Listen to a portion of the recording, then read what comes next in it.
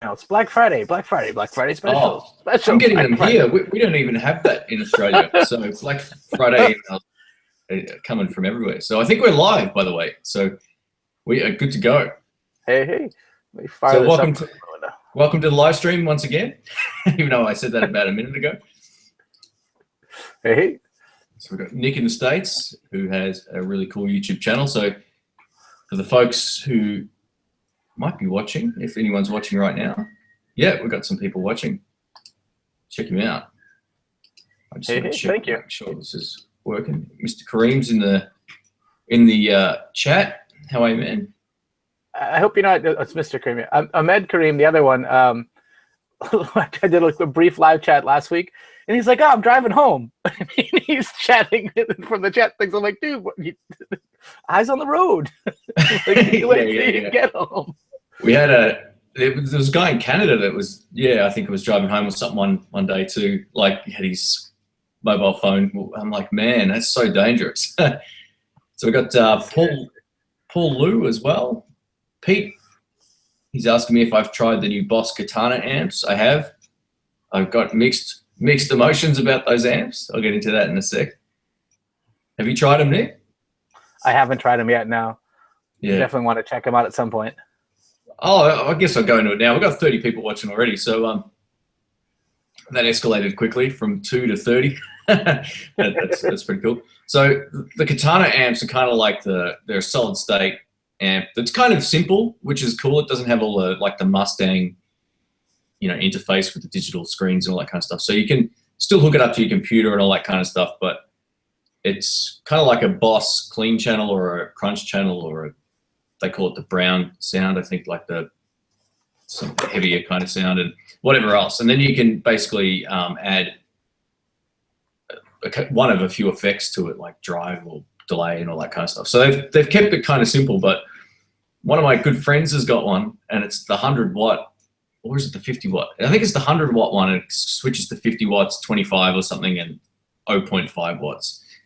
And so far, unfortunately, it's been like super bright in a live situation. They sound good at low volumes, but once you crank the crap out of them, they really start to like shatter your feelings if you've got some. So yeah, they're not like a Bandit that just kind of gets warm as you turn it up. It does the opposite. It gets better. The louder it gets, the better it gets. Yeah, that's exactly right. Whereas the Katana, the settings, like, all right, I got to say, this guy's only used it a couple of times, and every time we've heard it, we're like, dude, the top end's killing me. Everyone tells him like it's unbelievably bright. So he basically ran the tops all the way off, and it was still really bright.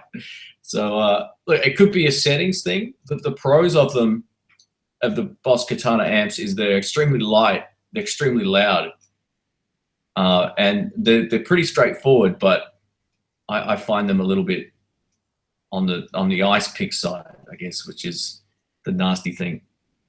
Do you ever come across amps where like you've turned them up and they shatter your feelings? There are a lot of, so I've got a Vox AV30, so it's their like transistor, no modeling. This one has a 10-inch in it, and it has like 2 clean, 2 crunch, 2 drive, and like 2 like metally ones.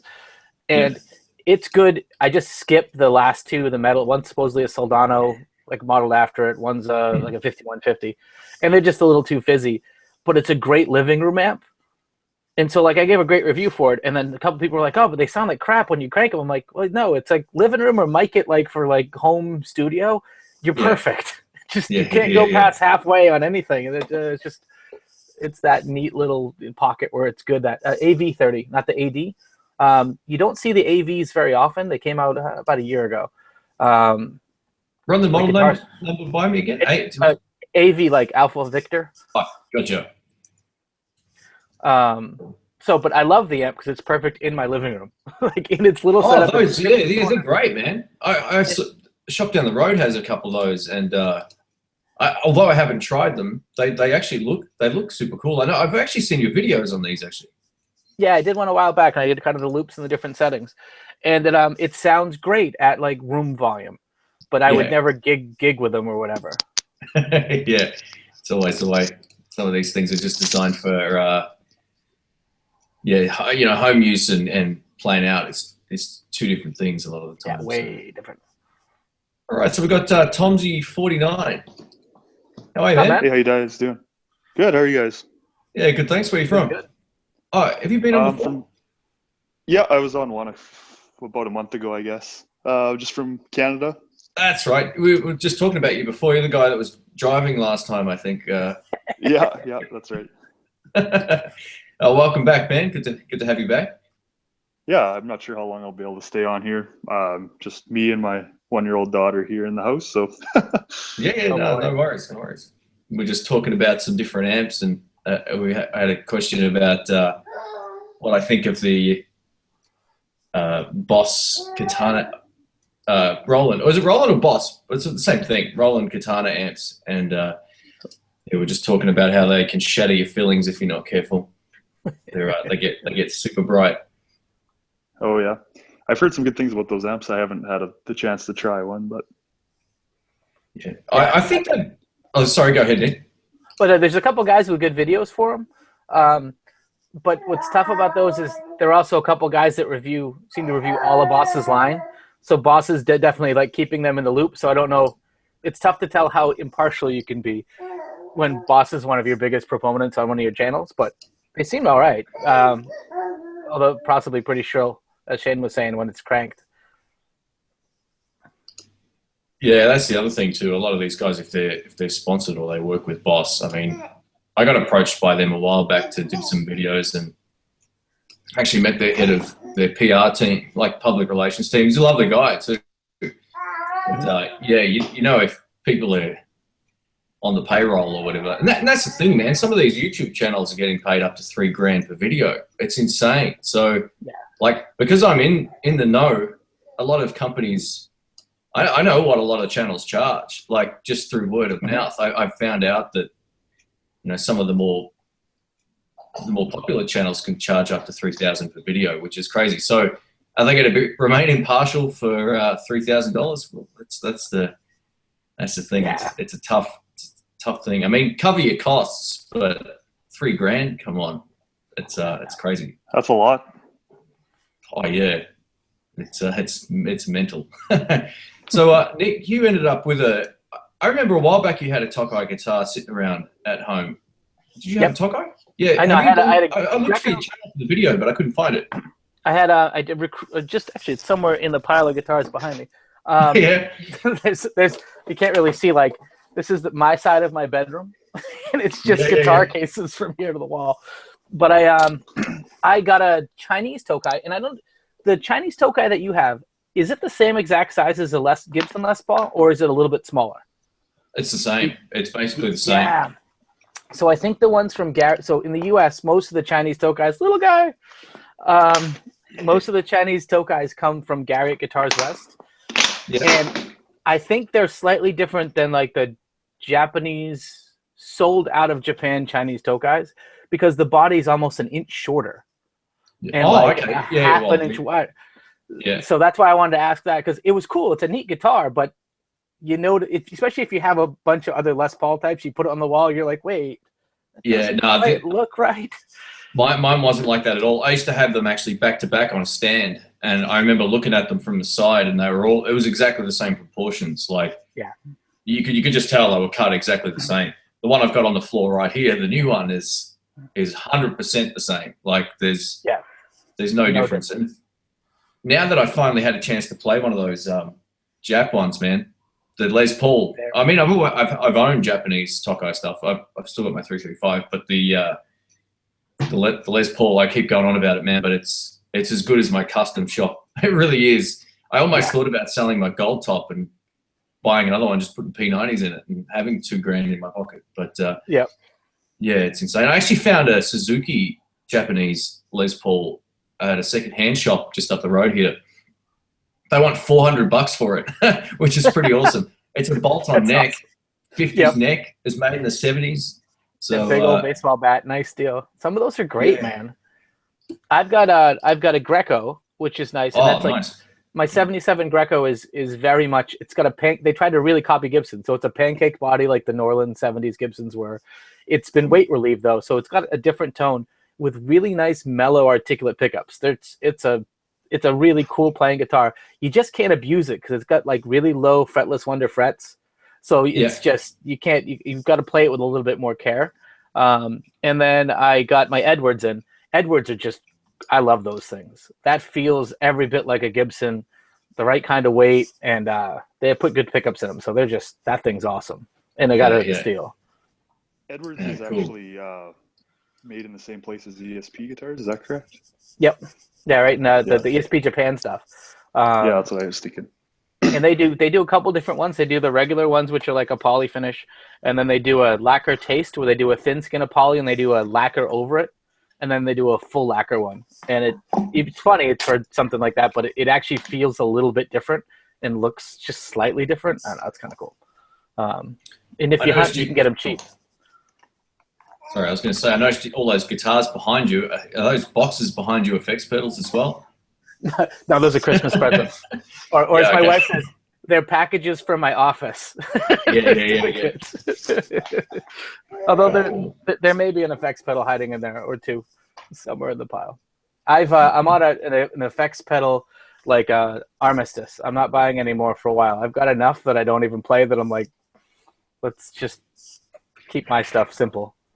I don't know if you can see, but I cleared out half of what I had on the table here.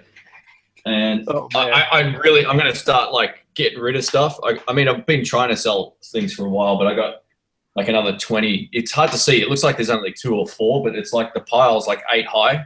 It's deceiving. I can't quite get my camera there, but yeah, it's. I got you. Yeah. Yeah, I'm on a mission to clear out all the stuff I don't use now. I just clear it all out. Yeah, that's key. That's what happily is guitar. I'm getting ready right around either just before Christmas or sometimes before income tax return time here. I'm going to try and move another like 15 guitars just out just to like recalibrate, shrink down a little bit, and then decide because I've got issues. It's just how it goes. I think we all do. I was on a bit of a buying and selling binge the last year, so I actually sold off all my pedals and ended up buying a Helix just to see if that'll cure it. How do you like that? It's so far it's good. I haven't dove in too deep yet, but it seems it's super intuitive, like very as easy as dialing in a pedal. Like everything is right on the front. If you assign something to a foot switch to adjust the parameters, it's capacitive touch. You just touch the foot switch. All your parameters are on the screen. Yeah, cool, man. So I'm looking to dive in and start using some impulse responses and stuff like that and see what kind of sounds I can get. Nice, dude. Yeah, very cool. I haven't tried one of those yet. I hear they're supposed to be pretty good, but yeah, I haven't tried one, so very, very cool. Looks like we've got someone else who's joined. We've got Jeff. Welcome, Jeff. G'day. Hey, we've got another Aussie. That's right, mate. Yeah. Whereabouts in Australia are you from? I'm in Williamstown. Oh, geez, all the way across town from me, man. It's huge. What can I say? Yeah. Welcome aboard. It's good to have another Aussie. I don't think we really have too many that have joined. Maybe 2 or 3 over the last 12 or 2 years or whatever it's been now. 12 months, 2 years, however long I've been doing these things. So, yeah, welcome. What sort of guitars are you playing at the moment, Jeff? What are you into? I'm doing a bit of bluesy rock stuff. I've got a Fender Koa Strat. Mm-hmm. I've got an Epiphone Ultra 339. Oh, nice. And I've got my working guitar is this thing, if you can see it. Yeah. Which is an Applause from about 1981, 82. Is that a humbucker in the back or a P90? It's a quarter pounder, isn't it? It's a P90 in the bridge. Okay. And a Seymour Duncan stacked humbucker in the middle. Oh yeah, cool. Yeah. It's one of those. It's a P90 that has a front plate on it, right? I don't know what a front plate is. A front blade. It's got a P90 with the slugs, so the screws, but it still has a blade across it too. I haven't played one of those, but they looked neat when they came out. Yeah, Oh, that's so they're the like P90. hum cancelling, are they? Yeah, because it looks like there's a it looks like there's a blade across the top of it as well, like Yeah, a well, line. I've seen That's the P90, and then Yeah. that's the single coil. Okay. That's the three-way switch for it. Gotcha. yeah, it's All capable of humbucker, Now- P90, and single coil sounds. I think. That's Yeah. awesome. And in the middle pickup is a stacked humbucker, and that's the coil tap for that. That's Oh, a yeah, DiMarzio. cool. Is that a DiMarzio? Do I see that right? No, that's a Seymour Duncan in the middle. Duncan too? Oh, okay, cool. Yeah, so I can get about 13 different tones out of it. The question is that enough? It's never enough, Shane. You should know that. I posted a meme on my Facebook page the other day where I'll show the folks this. It kind of reminds me of that, but not to the extreme. So where is it? Well, yeah, it looks like a nice guitar. So you've had that for a while? I bought that in about 1981, 82 after I'd done my OE. And I stopped playing for about 20 years and got back into it about 10 years ago. Yeah. And I did the Weekend Warriors thing. Oh, yeah, cool. And so I've had this. I call this my Swiss Army knife because it kind of does everything. Yeah, nice. All right, I found this meme here for you, so we can check this. Hang on, I don't know if this is going to work actually. Ah, damn it. Oh, here we go. Yep, sorry guys. There we go. Let me know if you can see this. Try again. I think if you keep talking, Shane, it'll stay up. Yeah, I've locked it on now. It should be. Is it not Yep, you're good. working? Yeah. So there we go. He's got It's 5. fantastic. I love the 10-way toggle switch down here. It's all labeled. That's great. Nice. Yeah. That's great. I've actually done the unthinkable. I'm down to one single guitar. I actually got a custom-made guitar. There's a forum in Canada. It's like a guitar. Well, it's called Guitars Canada, and it's mostly Canadian people. So lots of good buying and selling on there. But I found a luthier who has only built guitars for himself, but he decided that he would be willing to build me one at a good price, and I'll just show it to you here. Cool. Yeah, absolutely. Yeah, go ahead. I was about to say that looks not very good. remarkably like a child. There we go. Yeah. Yeah, it was. So it's a Telecaster. Yeah, nice. It's got paddock front, mahogany back. I don't know if you can see it or not, but a bird's eye maple fretboard. Wow. Oh yeah, lovely. Nice. And a 5-piece neck. Oh, wow, look at that in the back. The flame maple in the middle, 2 paddock on each side, and then another style of flame maple on the outside. Yeah, very cool. So just 2 single coils, is it? It's a stacked humbucker. It's a DiMarzio Chopper T in the bridge. Got the coil tap on it, and then DiMarzio Twang King in the neck. Oh, very nice. Black hardware. I know it's not everyone's cup of tea, but I thought it was pretty unique to the look, and it looked good with the red guitar. Yeah, the finish is beautiful. I like the sort of stripe down the middle, or whatever you want to call it. Nick probably knows the right term for that, but I think that's just the wood. When they book match the top, it looks awesome. Yeah, it was a single piece of paddock that he split it down the middle and book matched the 2 outside ends together to form that stripe. That's awesome. yeah, very cool. Yeah, so plays awesome, and I've never thought I'd have a custom guitar for myself, but Well, and the Telly, I said it a while back too. I did a silly video that was just the evolution of every guitarist, and it really feels like in the end we all just end up with a Telecaster. Like the seemingly simplest guitar, but it's 2 pickups, that's it. It was what started a lot of the electric guitar fad in general, but everyone ends up back with a Telly that they go and try and get the most out of. It seems to be that way. Or a Stratocaster. Or even the Strat guys, I think they eventually go Telly, at least if they stop gigging. Yeah, that's the thing with Tellys. Like I go off and play other stuff, and I did a Facebook live stream just the other day playing the Little Crow guitar. 2 pickups, it's basically a Telecaster. And that's all you need. Like, it's so easy to get a great sound. Like, it really is. I love my Telly too. I mean, my 52 I'll never get rid of that. But yeah, you're right. How can you go wrong with a Telly? Well, and they cut through, like, especially if you're going to sit in with other guys. Sorry, say that again. I think Nick's frozen. Yeah, His Wi-Fi's dropped. Yeah, he'll be back. I think if he. There he is. He's back now. Yeah, there we go. Something hiccup. Yeah, it looks like your Wi-Fi might have dropped. Yeah, something got a little funky, but we're back. But yeah, anyway, it cuts through a mix just awesome. Those you push them with distortion, they rock. Yeah, absolutely.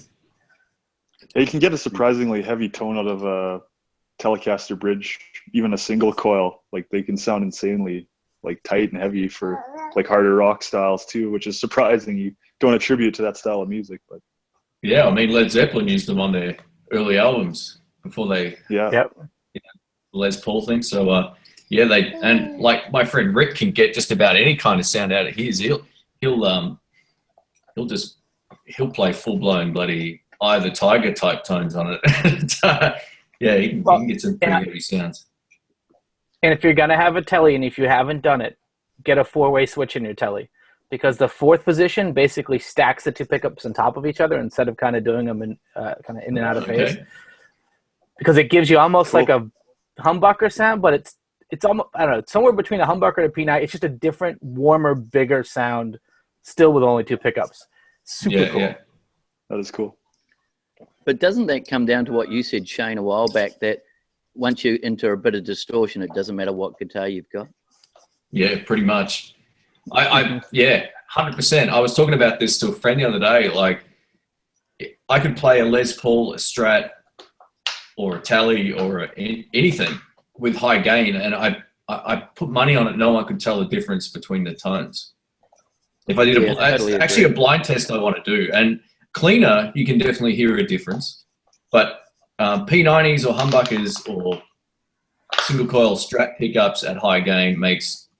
I'd be surprised if most people, even if people who know guitars, could actually hear a difference.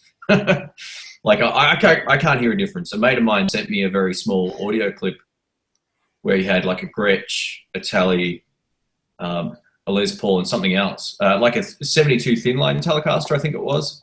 Mm-hmm. I couldn't pick it. Yeah. You think that would be obvious, but yeah, I couldn't pick it.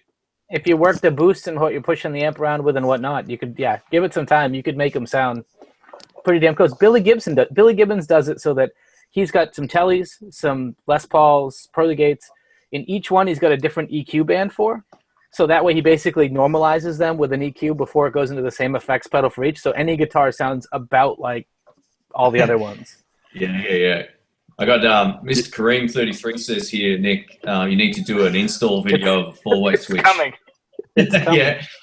Cool. I have the Telly for it, and I have the 4-way set up.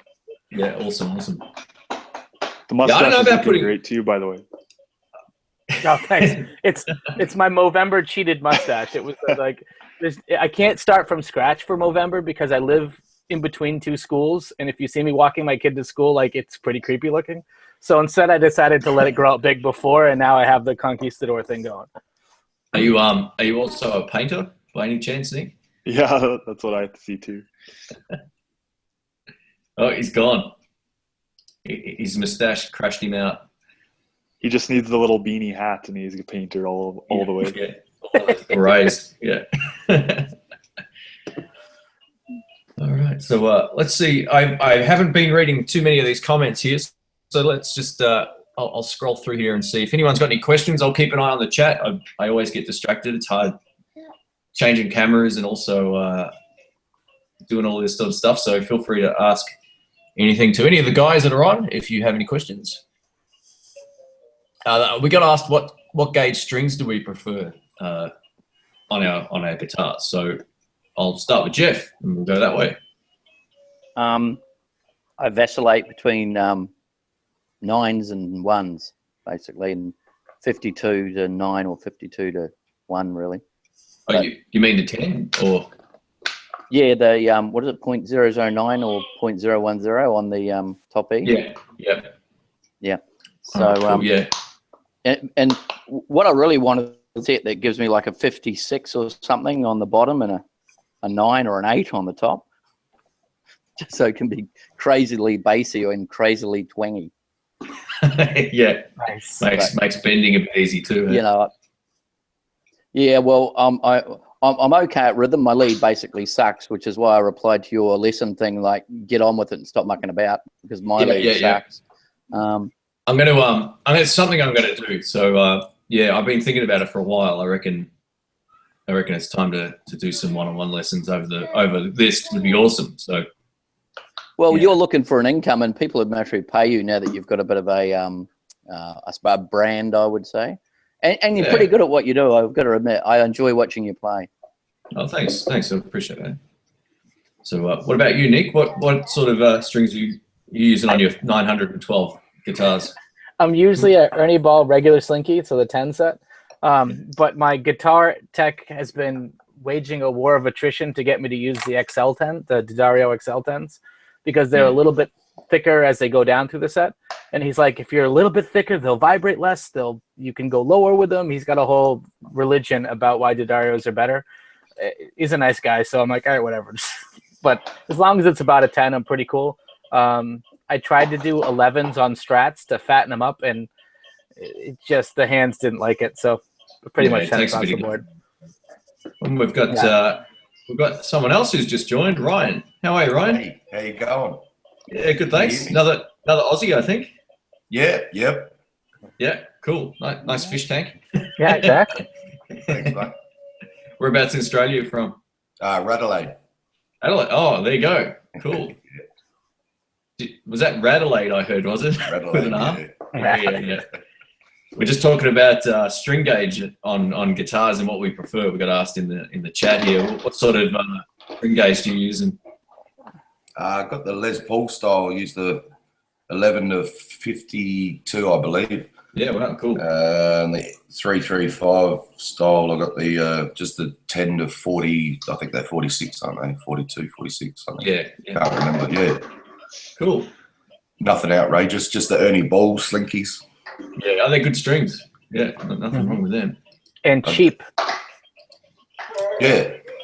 I used to use the DRs there for a while, but some stores don't stock them, so it was a bit difficult to find them when you break one.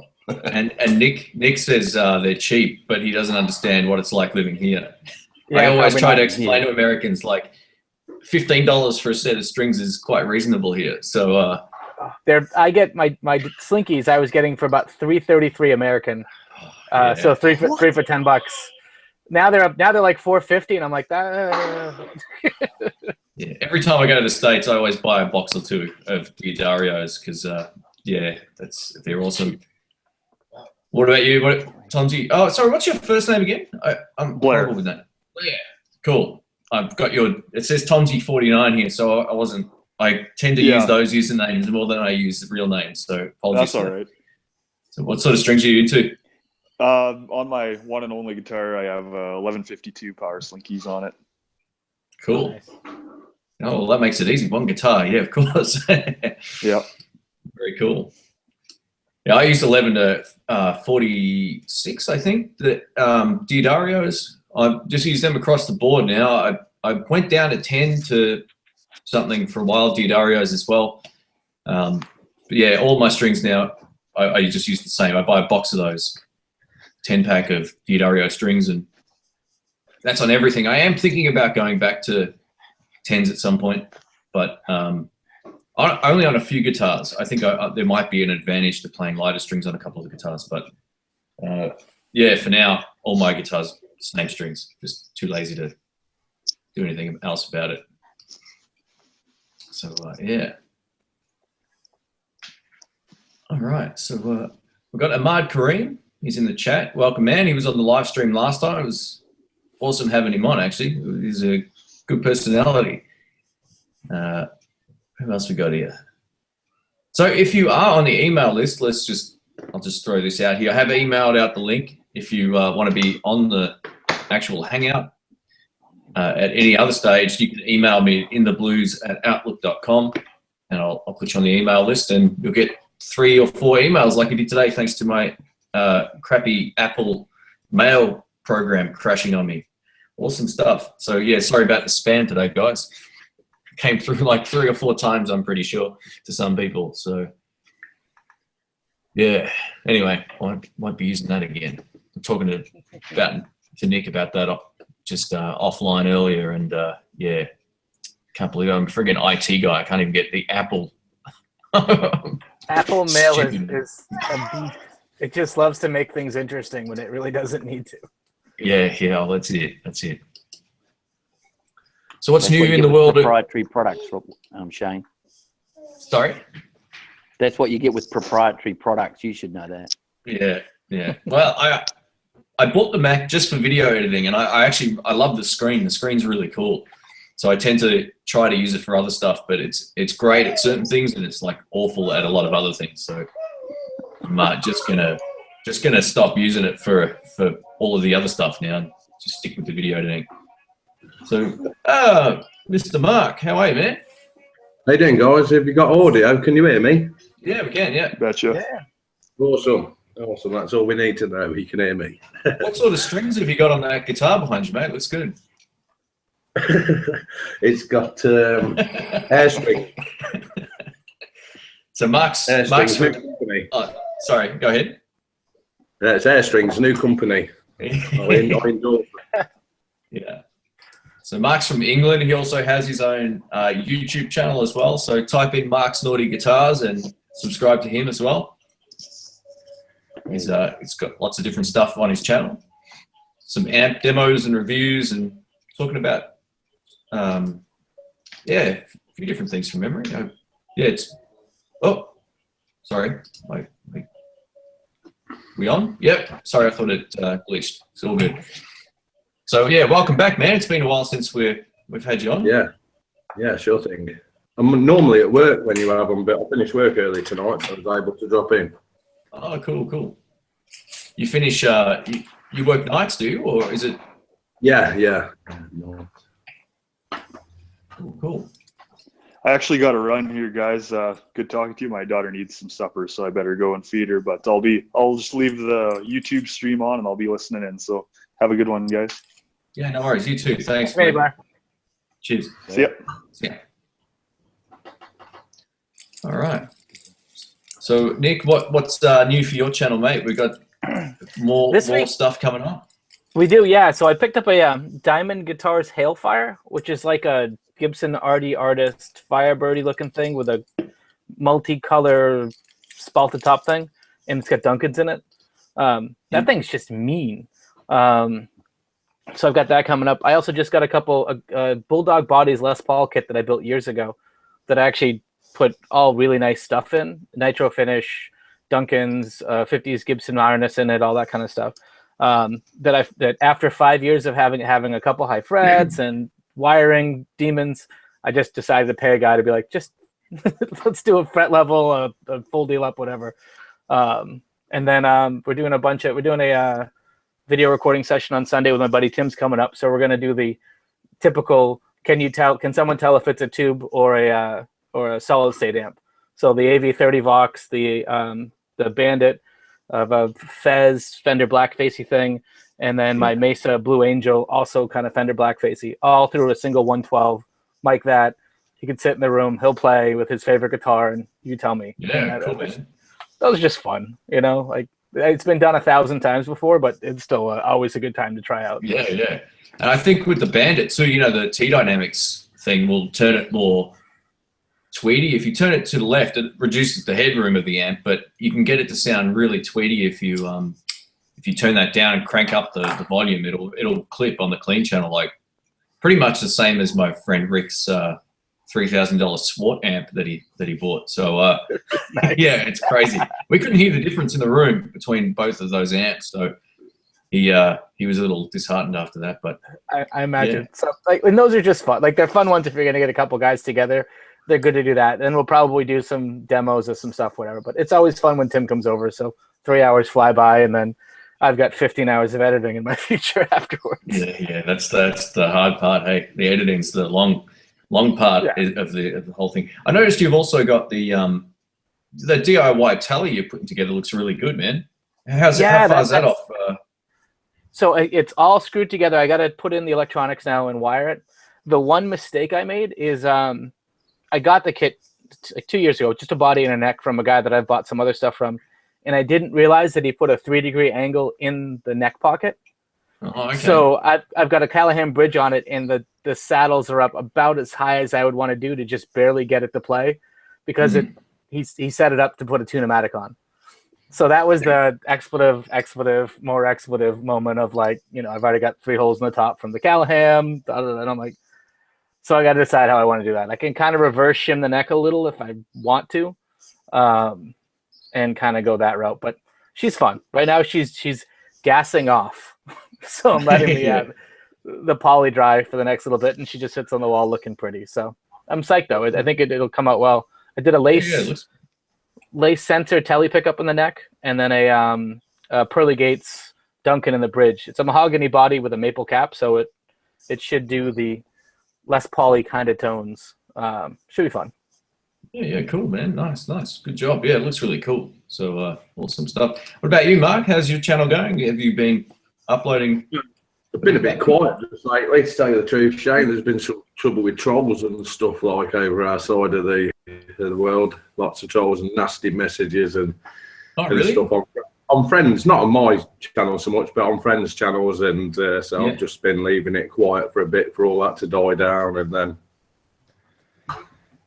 But I've got some ideas. Yeah, cool. Oh, that sucks, man. I mean, I've had a few trolls over the years, but nothing like some of the other channels, I guess. But yeah. I don't know. I really don't. Talk about the family and that, and man, it's terrible. It's disgusting. Yeah, well, you can report.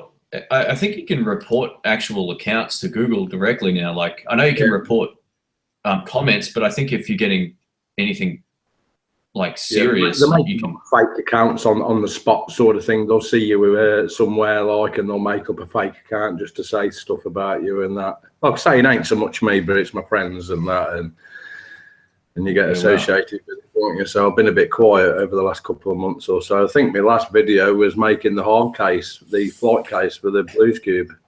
Yeah, I think that was my last one. I got your channel right here. Actually, hang on a sec. I'm just subscribed. There we go. Oh, thank you.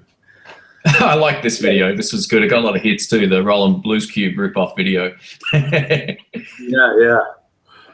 That did get a lot of hits. That's me best doing one at the minute. And you set up guitars as well, don't you? From memory? Yeah. Local guitar tech. Yeah. Cool. So yeah, you got quite a lot of videos on here too. Good stuff. Awesome. Thank you. I haven't seen them all, but I do watch and comment on a few of them from time to time. Yeah, thanks for that. I appreciate that, buddy. Yeah, you can just spend all day watching other people's videos, and that's the problem. I get into this trap where I don't know if you just saw, I had a whole lot of subscriptions on the left, and some of them have got 23 since I last viewed. So when I finally get to watch one of them, it's like, there goes 3 hours. It just goes. Just have a catch up, don't you? Just line them all up with the videos that you've missed. I hardly watch terrestrial television anymore. It's just YouTube. I just line them all up and sit there all catching up on. That's it. You've all got it. Yeah, that's pretty much like me, man. I haven't used my television for any TV in months. I use it for the occasional DVD. Yeah. And I use it for my live streams. Oh, not these ones, but other ones that I do. And that's it. I just watch mostly YouTube stuff, which is crazy. So Rochler, I'm not sure how to pronounce his name. Sorry. It's probably not even pronounced like that. But they ask, why can't you just block the trolls? It doesn't work like that. That's why they're trolls. Trolls aren't, you can block accounts, but it's a whole different thing. Professional trolls are very, very different to just annoying idiots that you can block. So yeah, two separate things. I've got this one guy that has been coming to my channel since like a year and a half, and I could probably tell you all 7 or 8 or 9 user IDs that he comes in. And the basic premise of his thing is, you've bought so many cheap guitars. Why don't you just go and buy a nice guitar and just have one guitar that's amazing? And I'm like, you're missing the point of my badness. And it would be I like to have a fun channel for discussion. It's a cool part of my life. It'd be a very boring channel. Like, here's my R9 again. Changing the strings on the R9, waxing the R9, playing what, like, it's for what I do and what I get out of it. So, but he comes back routinely, and it's just a running, like, and he's kind of an ass about it. And it's just like, come on, man.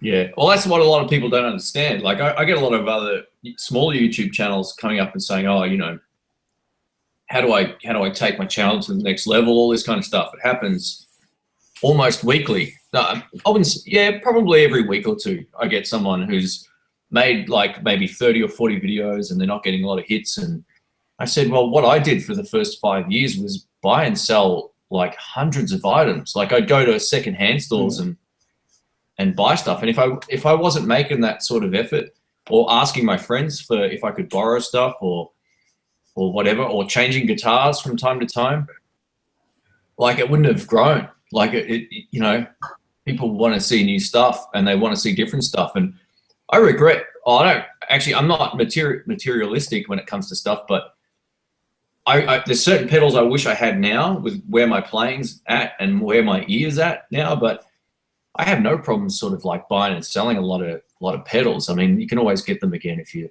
so choose, but to grow a YouTube channel, you have to have new stuff, or if it's what Mark's doing, if it's like somewhat to do with setups and how to put things together and all that kind of stuff, that's a different thing again. But if it's just a gear channel like what you're doing, Nick, with your niche of sub $1,000 guitars or sub $500 guitars or whatever the price is, they have to you have to keep them going in and out. Like, there's no other way to grow the channel unless you. What it's about.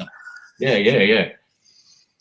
So I always say to people, make an effort just to buy stuff cheap and flip it when you don't. After you make a video, or keep it, whatever. Just you got to make that effort. I must have gone through 25 amplifiers since I first started YouTube. A lot of that wasn't just because of YouTube. It was trying to get my old 335 to sound good. But in the end, the guitar was crap. But in the end, it sort of worked out. It worked out that it worked out okay for the channel in the end, because I was trying to make that sound. I was trying to get that guitar to sound good. But anyway, so sorry, we've been abandoning you. We haven't spoken to you much. Ryan, tell us a little bit about your guitars and what you're into, man. I could show you if you want. I've got a couple of Tokais there. Hang on. Oh, yeah. Awesome. Go for it. So we're going to have a Tokai love fest right now, folks. Oh, man. Seriously.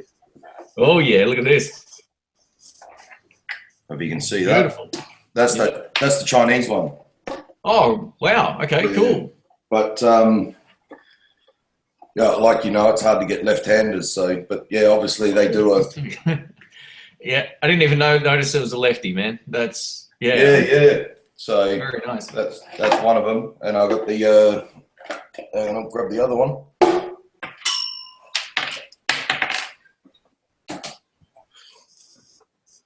Ryan almost sounds like he's from England. Is it just me, Mark? Yeah, he's got a bit of us about him. Oh, look at that one. Yeah, that's the Japanese one. Yeah. I think that's the same as the one that you got, the new one that you got. Yeah, it is. Yeah, except like the color of mine's. You got the color that I wanted. Oh, yeah. Damn. Like honeyburst. Yeah, mine's honeyburst. Yeah.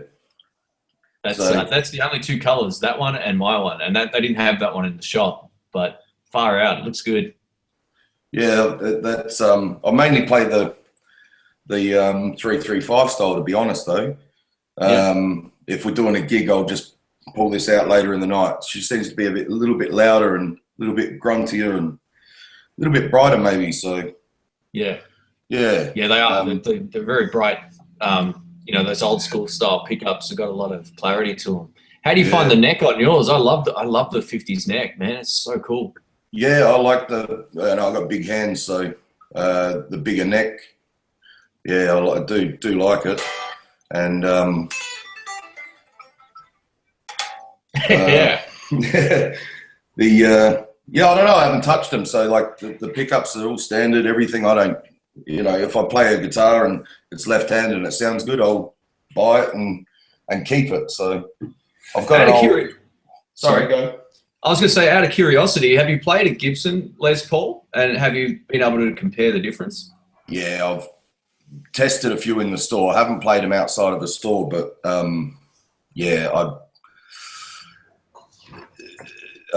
were not many. Probably maybe I think it was about 2 years ago though. They're just so hard to find. I don't think Gibson were making left-handeds. They did stop for a while. You can find them, but I was just curious to see if you thought the quality of the Tokai, like Japanese one, was outstanding. Yeah. They're outstanding. So yeah, I just think they're as good as cool. Good stuff. Yeah, I actually got mine on the floor here too, so I'll show you the color of mine so you can see the difference. I reckon your color, the one you got's the one I really would like, but you know what? This is definitely growing on me. I am enjoying it a little more, and in terms of the visual, there's something really classic about the one you've got. I reckon it looks less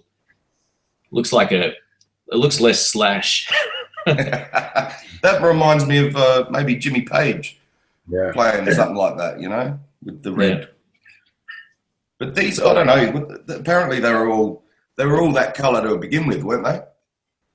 Gibson, I think, like the 59s, I think they were all that colour, and over the years they faded, so they started doing the copies of them.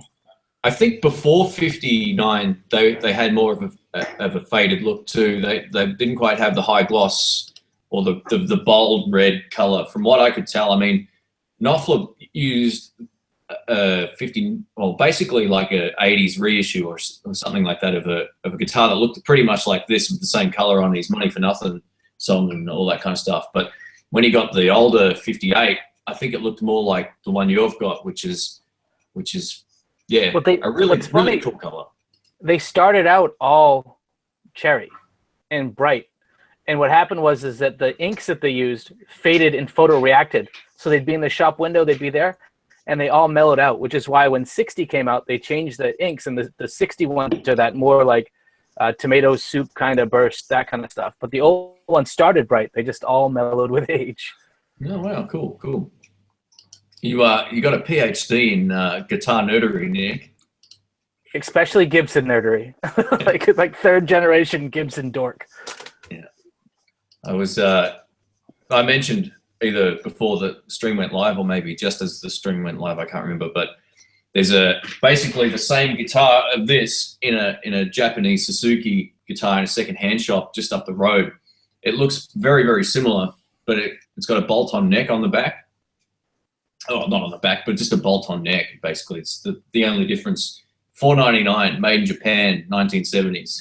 So it may find a good home for a couple of YouTube videos, and then we'll see. But, yeah, I'd love to compare it. Suzuki stuff's great. I've got a 1956 nylon string Suzuki guitar. It's number 700.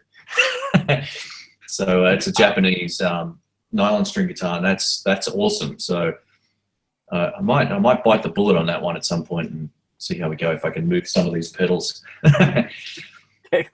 Lower the stack. Yeah, I have to, man. I got just so much stuff. It's crazy. It's really crazy. Too many pedals, not enough time to use them all, unfortunately. And I sometimes feel obliged to keep a lot of the stuff because it's the first one or the second one off their run that they give me, and I just find if I don't use it a lot when I play live, then it's sitting in the cupboard. So things need to get flipped. Or I might do some giveaways. Actually, a lot of this stuff I almost don't want to waste my time selling. Like it's just a lot of it's a lot cheaper. I don't know. You probably can't see what I've got on It's like some Joyo table. boxes at least, right? Or some Yeah, some Kalians. Joyo boxes, some Donna stuff, some Rowan, which is kind of like another smaller hot tone. Yeah, there's some stuff on there that I might do as some giveaways as well. So that table would be brilliant on Christmas morning to wake up to, wouldn't it? Like, oh wow, Santa's bin. Yeah, I posted a clip on a little photo on Instagram yesterday about how that table looked before I started putting a lot of the stuff on eBay. And no joke, the pile was probably twice as high as that and completely full. Right now, it's kind of like there's a hole in the middle that's missing, so it's all empty in the middle. It just goes around the edge. So it was like it was crazy. It's like a massive birthday cake of petals, man. It was crazy. Shane, if you've got a delay for a reasonable price, I'm looking for one. Yeah, cool. I'm more than happy to help you out, man. Just shoot me an email back just shoot me an email back and I'll work something out for you. I do. I've got plenty of those as well. And one of them in particular, I'm really surprised it never sold on my shop. It's actually quite good. So it's a small one, but it sounds awesome. So yeah, no problems at all.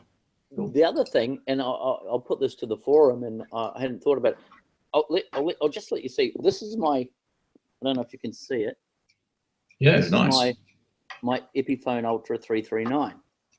So it's got all the drama, so you can plug it into a USB. And I was going to do some recording that never happened. Blah blah. The trouble is the pickups are crap.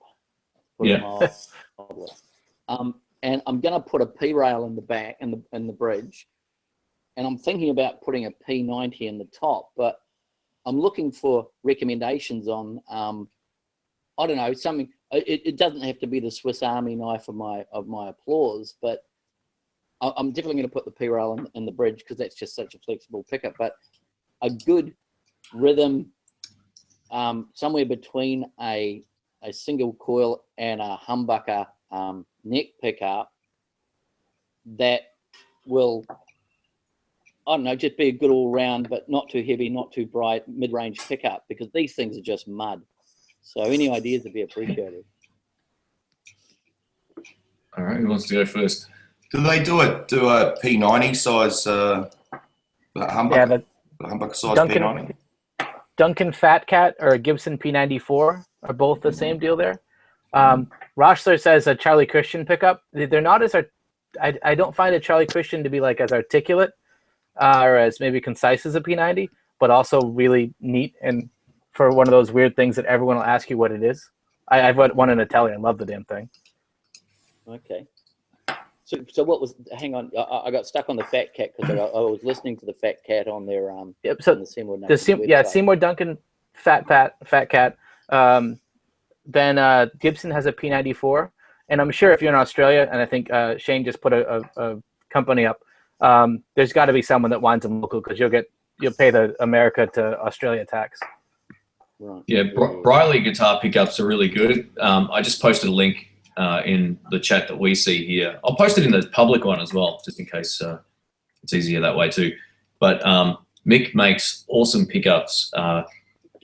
They're not unreasonably priced like some pickups out there, but he makes really good stuff. And you can ask him he'll basically wind them specific to your needs as well. If you want a particular size or a particular tone, he's awesome. I've got them in this, and yeah, I mean this thing sounds amazing. They're basically like he matched the output between the mini humbucker and the Telecaster pickup on this. So yeah, he makes really great stuff. So I mean, see how you go with Mick if you can't find what you're after, because the Briley pickups are really quite great. Oh, okay. You just whack that in your notes there, Shane, and I'll pick it up later. Yeah, no problems. So if in the Google Plus Hangout that we're in, there's a side panel with some options. If you click the one that looks like the chat, it's the top blue button. Looks like you'll see a side panel open up if it's not already open. and we can I'm type. doing this. I'm doing this on my phone. Okay. Sorry. Yeah. Of course you are. That's all right. Yeah. When the thing is, you kind of do, sneak attack live broadcasts. So I never see them until 5 hours after you've done them. And I was actually making my breakfast when I got your 52 emails saying you're doing it. Oh, yeah, I know. Thank you, Apple. Thank you, Apple. Yeah. So I thought I'll just see if it works on my phone. So halfway through my breakfast, I go, holy crap, it's actually working. So. Yeah. So for those who are on the email list, apologies for that. My bloody Apple mail client kept shitting its pants, so to speak. So I won't be using that again. I've deactivated that. Man, can't believe Apple sometimes. Garbage. It was quite good because my son said, "Why is your phone beeping so much?" I said, "I'm so popular." Yeah. Just through my stupidity. We got Lando here as well. Lando, hey, how's it going?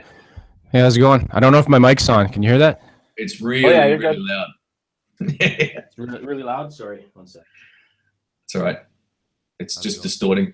Yeah, there we go. Is that better? Yeah, I had it cranked. Usually I have this mic on when I'm doing the videos, so I have it far away from me. So, anyways. No worries. I can adjust the audio here. It sounds fine, by the way. I just might turn you up a hair now. Actually, there we go. Okay, cool. Yeah, I got a few minutes. I didn't know we were doing this one tonight. That's cool. Yeah, I usually do it like tomorrow, my time, but tomorrow. Yeah, you're in the future for us. Yeah, I got a few things I got to do tomorrow, and I thought I'll fire it up. I reckon I've confused our regular Steve too, because he usually wouldn't miss these things, but he'll probably try the link tomorrow. How's things got a good live stream every week. Oh, sorry, Jeff. What was that? Do you do a live stream every week, once a week on Sundays, or usually? No, it's every 2 or 3. Yeah, I can't do them every weekend, unfortunately, but I try to do them.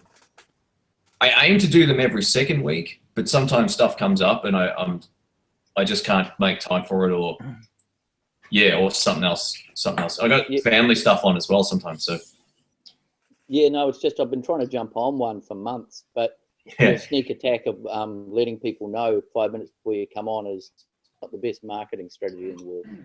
Oh, the reason I do that is because if I send out an email the previous day, the link that you would click on to join the live stream won't actually work because the URL changes. I've made that mistake before. I've been the only guy on, and I've sent out like 50, email went out to 40 or 50 people, and no one joined. And I was like, well, how come this didn't work? And then I found out later that the live stream link actually changes, so it's unique to maybe a time that it launches or whatever. So I could send it out the day before and say I'm planning on doing one tomorrow at this time, and then I get 50 emails back saying, oh. So I usually have to say 12 hours from this email, and then hopefully people get it. But I find that it gets too confusing. I end up just like trying my luck. I posted out on Twitter. I posted out on Facebook. And I just found this the easiest way to do it. It might not be the most efficient, but trust me, man, it is the easiest. And it keeps it spontaneous as well. Like some people, it's good to have different people join, like we have today as well. Whereas some people might get the email, some people might not. It's just a, bit of luck, and I kind of like that as well. It's good. So, cool. So how much was the Japanese Tokai you got recently? I got it for just under 1,800 Australian dollars. Oh, it's that much? Okay, I didn't realize, because I was looking in Canada. So I'm in Canada. I think I can find the Chinese. So they'll have. I think the model you have is like $500 Canadian, which would be about maybe 300 US. Be careful. We were talking earlier. If you're getting them from Gary at Guitars West, or what's it, Rat Fink or Rat something or other on eBay, they're not the same Chinese ones that he's getting there. The bodies are actually a little bit smaller. I've got one here from my buddy Danny, and they're just different enough. I think if it's just a little. Because I was asking Shane earlier about that exact thing. I'm like, the body's almost an inch shorter in length. And my buddy Danny has both a custom and a standard, and they both are the same kind of smaller size, which was weird. Yeah, so just be careful. I hear that there's a lot of Tokai copies, which is crazy. Like, Yeah, I know. out there, it makes no sense. But there's definitely people talking about that on forums. So if you go to Tokai Guitars Australia, if you type that into Google, it'll bring up a site where you'll see what comes with the. Oh, is my mic on? Yeah. Yep. Yeah. Oh, sorry, my mute button's flashing. Anyway, that you basically see what comes with the guitar and the specs and all that kind of stuff. When I had my Les Paul back to back with my Gibson, size-wise, that was spot on. So yeah, I'll check that link. Landon, cool, That's man. the Canadian one. Yeah, I think it's all Chinese stuff. Like when I went to the Japanese site, there wasn't really a place. I don't think you could buy stuff from their site. So I was really confused how you actually find these guitars. They're just eBay. Yeah. Which is what That's where I've gotten mine, but I buy them straight from Japan now. Oh, really? The exchange rate between them and the US isn't horrendous right now. It's actually in like a 2-year low. And shipping is expensive, but it shows up 3 days later. It's amazing. Like, it was really awesome. Stuff from China takes a week and a half, 2 weeks, but Japan, it's just right in. And I found the sellers to be pretty good with. I've also found that if you're buying from Japan, if you don't mind having a couple marks on the back or some belt rash or a little bit of wear, I think culturally they want it perfect. So as soon as there is some degree of wear and tear on it, the price plummets massively versus what they're trying to sell if you hunt around. And I don't mind a little. I like the face of the guitar to be pretty, but some scratches on the back or whatever, it makes it so I don't have to worry about putting them there myself. This link you sent, Landon, is actually pretty cool. They got a lot of good stuff. I don't know if it's a store or just an online place, but that's what came up when I typed Canada for. Yeah, there's definitely a lot of different guitars there than what I'm used to seeing in their range. So yeah, there's definitely a lot of colors there that I haven't seen before. Oh, we're getting some noise. Hey, Bud, how are you, man? What's going on, guys? I just popped in to say hey. You're at work, are you? Yeah. It's kind of loud out here. That's probably where all the noise is. That's all right. I was wondering what was going on. I didn't see you pop in there. Sorry, man. I kind of slipped in there. How's everybody doing? Yeah, good. Thanks. How are you, man? You work for United Airlines, dude. Yeah. United Airlines. Cool.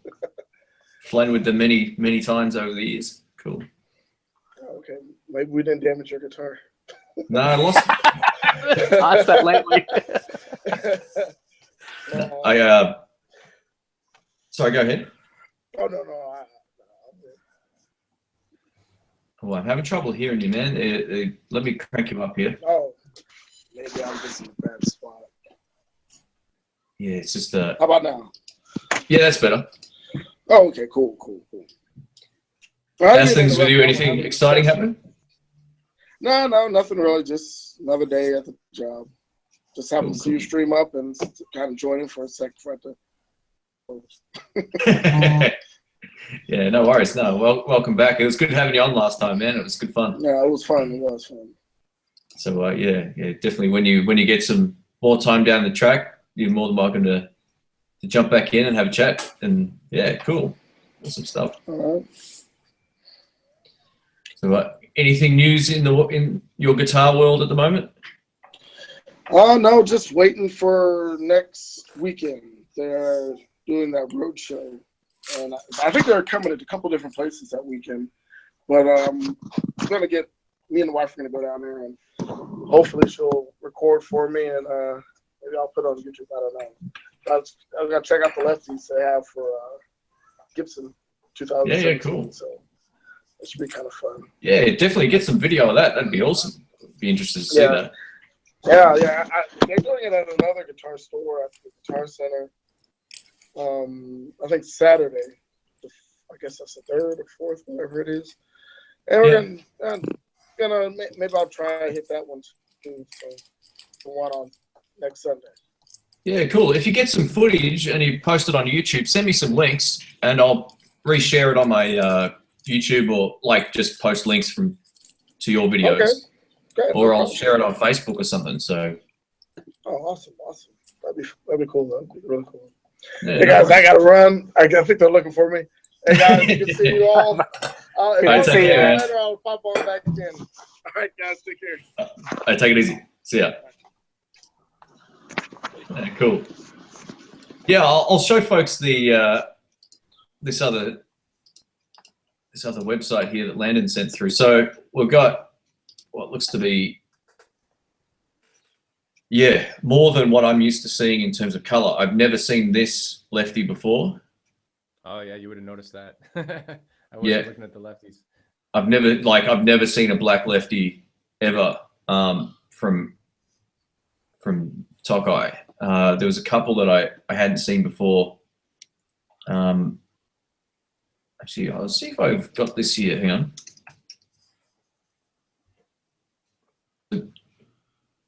This is, I guess, all the ones that I'm aware of in left-handed ones. So that's at least here what we know exists. So yeah, that black one's definitely not in this range, which is odd. So I mean, it looks really nice, but I'd have to check I don't know if Tokai actually have their own website or not. I don't know how we go. What about, where'd you get yours from, Nick? You said you got them straight from Japan. Did you buy them from? I bought them used from on eBay. There's a Ukini 55, OOKINI 55, but he only has them. He'll have like 15, 20 guitars at a time up of, Edwards or Orville or whatever. And he's had Tokai through there. The Chinese one I got came from Gary's at Guitars West in the States. They look similar to the one that Lando posted, Music Express Canada, but some of those are different. Some of those are definitely better sized ones, like the ALS 56V, which has a Bigsby on it. You can't fit that Bigsby on one of the Shrinky Dink ones, so it's probably real size. Cool. Pretty cheap. I don't know if that's an average $500 Canadian. Yeah, that's the other thing that doesn't make sense. Like if that's Canadian dollars, almost the same as ours, right? In Australia. Yeah, at least that's a steal. Yeah. I mean, I paid, I think, tax here. Crazy tax. 13% on that is what I'd pay. So. Yeah, that's kind of similar to what I would have bought mine for, my Chinese ones, but not my. You wouldn't get a Jap. You wouldn't get a Jap one for that price. No way. Yeah, I don't know. So just interesting. Yeah, I don't know this company at all. Like I don't know this. I've never heard of them. They just came up when I looked for Tokai. So I've heard the name before. I've never bought from them or anything, but I have heard them as like, oh, check Music Express, and they had XYZ from a couple Canadian friends, but I've never bought there. But prices are good. If those are Canadian dollars for the States, it'd be pretty cheap for me. It looks like they're near Toronto, which is one of the biggest cities in Canada. So yeah, cool. Much, but yeah, it's cool. I'd be interested to find out whether that. Yeah, I would assume for that price they'd be the Chinese ones, but yeah, definitely. I'm pretty sure. Yeah, I think so. And they come with a case too. It looks like a hard shell case. Yeah, see, they don't normally. They come with a proper gig bag, like a Tokai gig bag. All the Chinese ones do, even the Les Pauls. They don't come with. Like I know from the actual factory that they won't ship the Chinese ones in hard cases unless it's just something that company does in particular. But I think there's something funky where like they like that, like a U.S. importer or somebody in the North Americas might license the name and maybe do some custom private runs only for the market or something. Who knows? Versus maybe what you guys get there. And I don't know if this is true. I heard this from somebody else, but in Canada, there's no laws against cloning, creating imitation guitars. I don't know if there is in the States. Like these. Oh yeah. I think that's part of the problem where Tokais aren't allowed into the US, like by mass import. Yeah. Mm-hmm. So they should all just buy from direct from overseas. But I guess you may actually run the risk of them not getting through customs. I don't know if that's a problem or not, but who knows? You're okay. You're okay as long as it's not a Gibson label. I found that, if it's a legit like Tokai kind of deal goes through, you're fine. It's just that's a Gibson name on the headstock. A lot of people, at least in the States, they'll get even fakes shipped in with plain headstock, a thin layer of black paint over the Gibson stuff, and they're fine going through customs that way. But I know Canada, like Dillian had a Dillian Canada versus Dillian US, and somehow it split, but then they could make more accurate shaped ones in the Canadian market than the US market too. So yeah, far out. So we got asked on the chat, Lando, where in Canada are you from? I'm in Ottawa, which is about 4 hours east of Toronto. So yeah, I don't know if that helps. Where's the guy? No, that's all right. People they can Google Maps that if they're not sure. Yeah. Hey, Nice and easy. Lando, I didn't realize you have a YouTube channel too. Give a shout out to his channel. You've commented in front of my videos. I'm like, wait, he's got a channel too. So you now have another subscriber. So I'm a newbie. I just started in March. Awesome, dude. Looks like you're doing good stuff. I'll bring up his channel here, folks. You can check it out. What's the last 2 digits on your channel name? Sorry. You know what? It doesn't even make sense. It's not my name. It's like reverse or something. I created it probably back in 2010. I got it. You got it? Okay. Yeah. I think it's Lando 27 or something. Yeah, that is. Did they do that on purpose, or did I pick that? I don't know. Oh, you probably. I don't know. Fat fingered it. It might have been a fat finger. A long time ago. Before I created the channel, it was just probably creating my Gmail or something. I don't even know. So this is the channel here. So 193 subscribers. So get on board, folks, and subscribe. He's got some great stuff that he does, including mics and pedals and amps and some DIY stuff as well. And did some lots of inspiration from another channel we know, maybe. Yeah. So I don't know where I get that from. And the Canadian ripoff of In the Blues. I love your logos, by the way, man. Your logos are awesome. So what do you use for that, if you don't mind me asking? Apple Motion. Okay, cool. Yeah, it's pretty cheap. It's like $80. I don't know it'd be about the same price there. It's amazing what you can do in that program. I've never even played with it. That logo is just fantastic, man. I really like your the ones that start your videos. Like, let's just I'll fire one of these up. My most recent one, I did like an exploding thing. It was pretty cool. There's a lot of good tutorials how to do it. So he's got the stop motion thing going on here. This is cool. Oh, you didn't put the logos. Oh, there it is. Yeah. There it goes. All right, now I got to buy that program. That's awesome. I should have clicked your ad for you, mate. Sorry about that. Yeah, cool. There you go. So yeah, subscribe, check him out. Cool. And we have. Oh, sorry, Nick. Go ahead. Steve's on. I'm gonna do. I'll pass the torch to Steve. My wife stuck her head in about 5 minutes ago and was like, "You need to deal with these children now." And I'm like, "All right, bad bye." Yeah. All right, thanks for dropping in, man. Cool. It's been a blast, guys. Take care, everybody. Yeah. See you later. You too. Cheers. Welcome, Steve. You're late to the party, man. What's going on? How you doing, Shane? How you going? Well, it's we just had Thanksgiving here in the States, so I'm still a little sleepy from all the turkey and all the wine. I forgot about that. We don't have that here, so we have it in October in Canada for some reason. Yeah. So happy Thanksgiving to all the Americans and who are watching, and any other place in the world that celebrates it as well. So. Well, all the turkey has this chemical in it called tryptophan. Yeah. And supposedly it's very good at making you sleepy.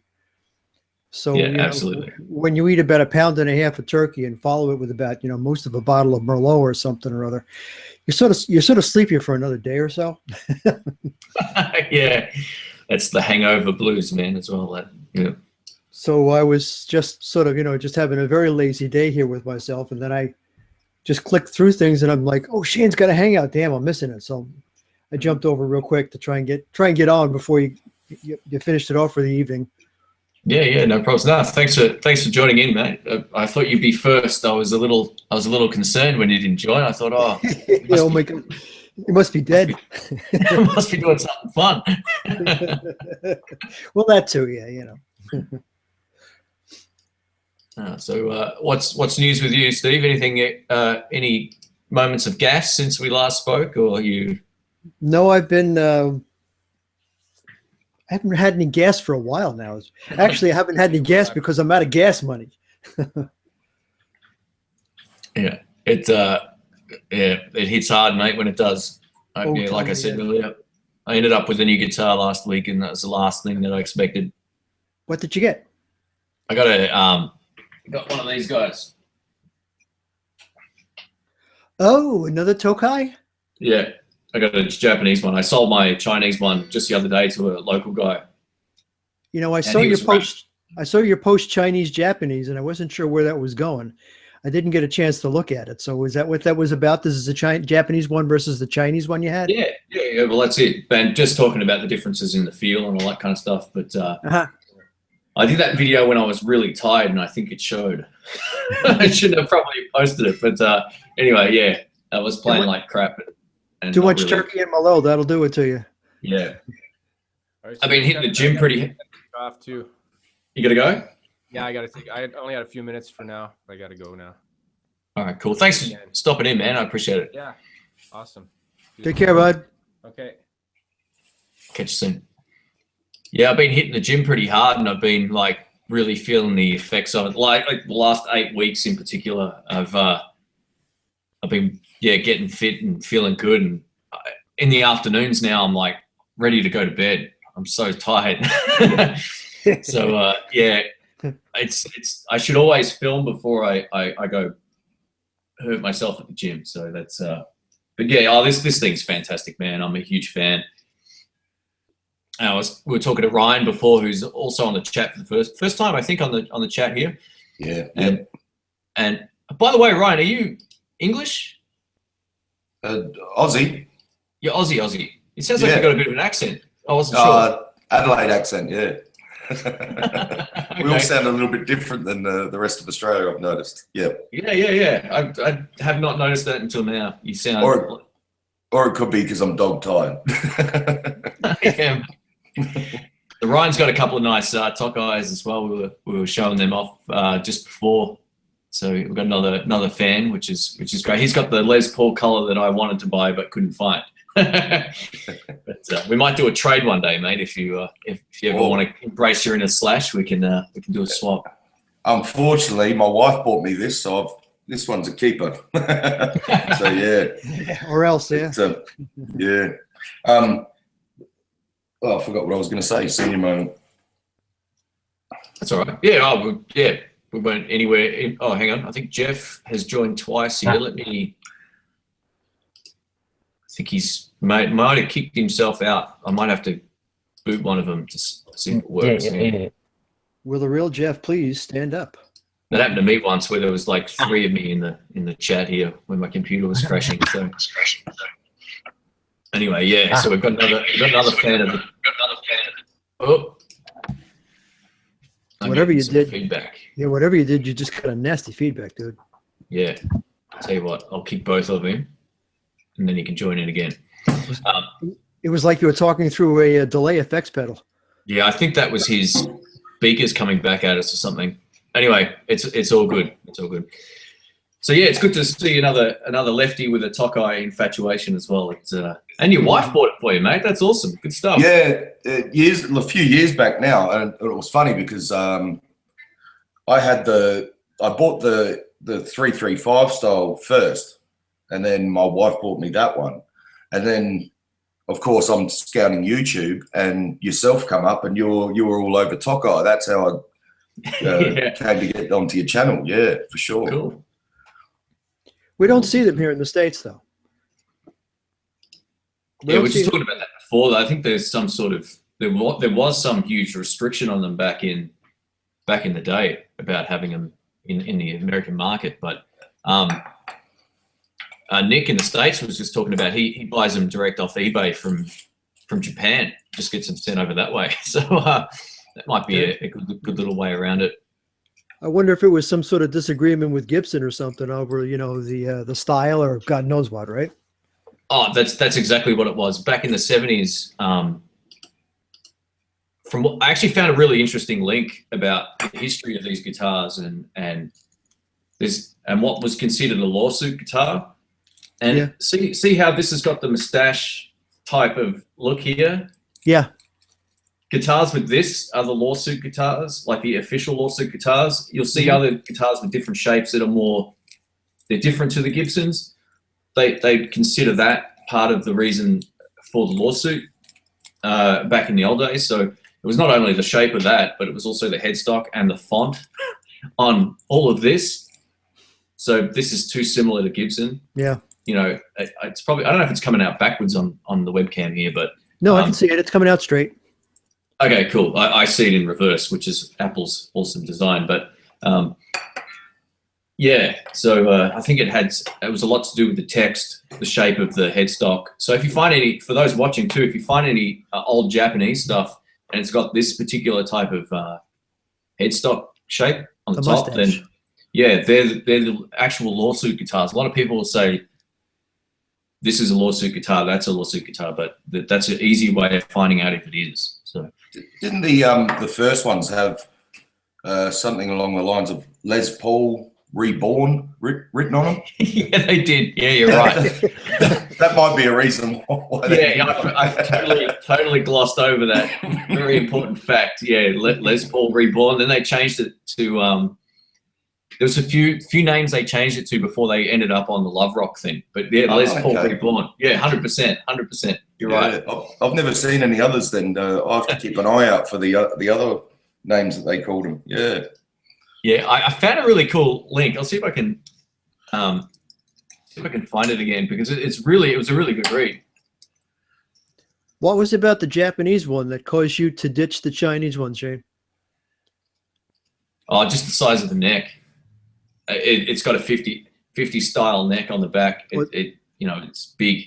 It's a really big neck. It's got an American baseball bat neck, right? Yeah, it's the same. It basically feels exactly like my custom shop Gold Top, my Gibson. Like in terms of feel, if I was to pick up either of these blindfolded, I couldn't tell the difference. They're really that good. So fit and finish about the same. Oh yeah, I mean this would be as good as a custom shop Gibson in terms of look and I think the difference between Tokai and a lot of other companies, I know the Japanese ones, from what I understand, is one guy is pretty much responsible for the entire process, whereas I think it changes a lot of hands in other guitar companies. So the quality of these are flawless, and yeah, I mean. Okay, well, here's the question that I was dying to ask you. Does it stay in tune? It does. I made sure of that before I dished out some bucks. Yeah, really? Yeah, I haven't had any issues with this tuning wise. I haven't had any issues with, playing a chord and it sounding out, then checking my tuning, then the tuning's fine, and then playing a chord and it's not right. So all of that stuff's fine. I haven't had to set up the intonation. The only thing I did was raise up the bridge slightly to make the high E string a little higher, that side, because I put heavier strings on. That was it. One of the reasons that they talk about the Gibsons having such a hard time staying in tune is because of the angle of the headstock. It's like a 17-degree head or something like that. And then the way they cut the necks or the nuts, or the way they don't cut the nuts, just seems to contribute to the whole, won't stay in tune. Plus, you've got 3 strings from each side that go through the nut and then take, about a 15 or a 20-degree turn angle off to the side to get to the tuning head. And is it the same setup on the Tokai, or did they change it around a little bit? Did they get smarter with that, or did they just figure out a better way to do it? I don't know. I don't know if it's any different or whether I just learned to string these style guitars a certain way. Now what I do, I kind of lock the strings off. I posted a video about how Joe Bonamassa's tech suggests stringing, any guitars with this sort of thing. I also noticed that the nut doesn't ping. You know how sometimes you tighten a string and it goes ding? Yeah. Like it doesn't have any of those problems. That could be a big part of it as well. Maybe the nut is just cut properly.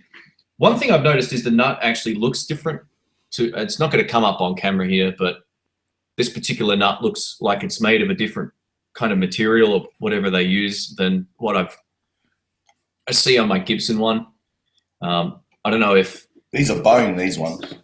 Are they bone? Are they? Yeah, cool. Yeah, if they're bone, they're different because the Gibsons, the USA Gibsons, they make them out of a plastic. I forget if they call it meglumine or. It's some hocus pocus chemistry, you know, that is supposed to sound just like bone, and surprise, surprise, it doesn't. Yeah, I mean, these guitars, I'm pretty sure Ryan will say the same thing. They're for a Les Paul, man. They're very, very bright in a good way. Like not head chopping bright, but just there's no dark weird overtones. They sound really, really nice. So.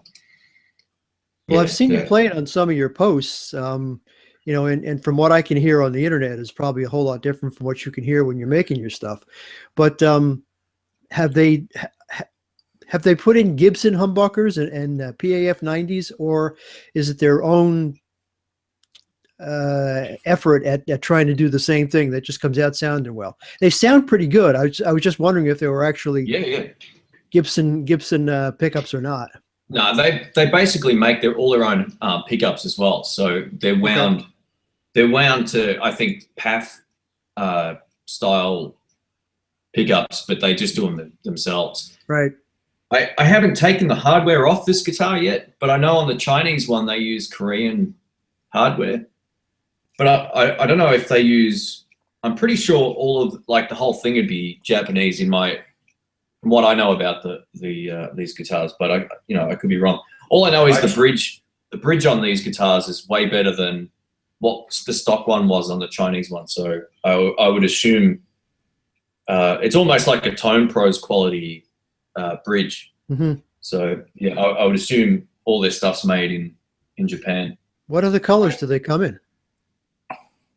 Well, the other one's what Ryan's got in terms of a lefty. What do you got, Ryan? There you go.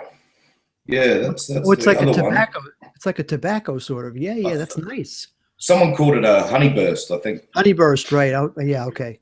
Yeah, it's got. When you look at them, when you look at that Fender job, the paint job by Fender, I think they call it like tobacco, but I think the Gibson style guitars are calling them honeyburst. Yeah, exactly. Yeah, I had the I had the pickup out on that one the other day. It's definitely different than the Chinese ones. So I reckon they do their own Japanese pickups as well. They certainly sound different absolutely. than the other Chinese one I got there. They certainly sound a lot more, I don't know, solid.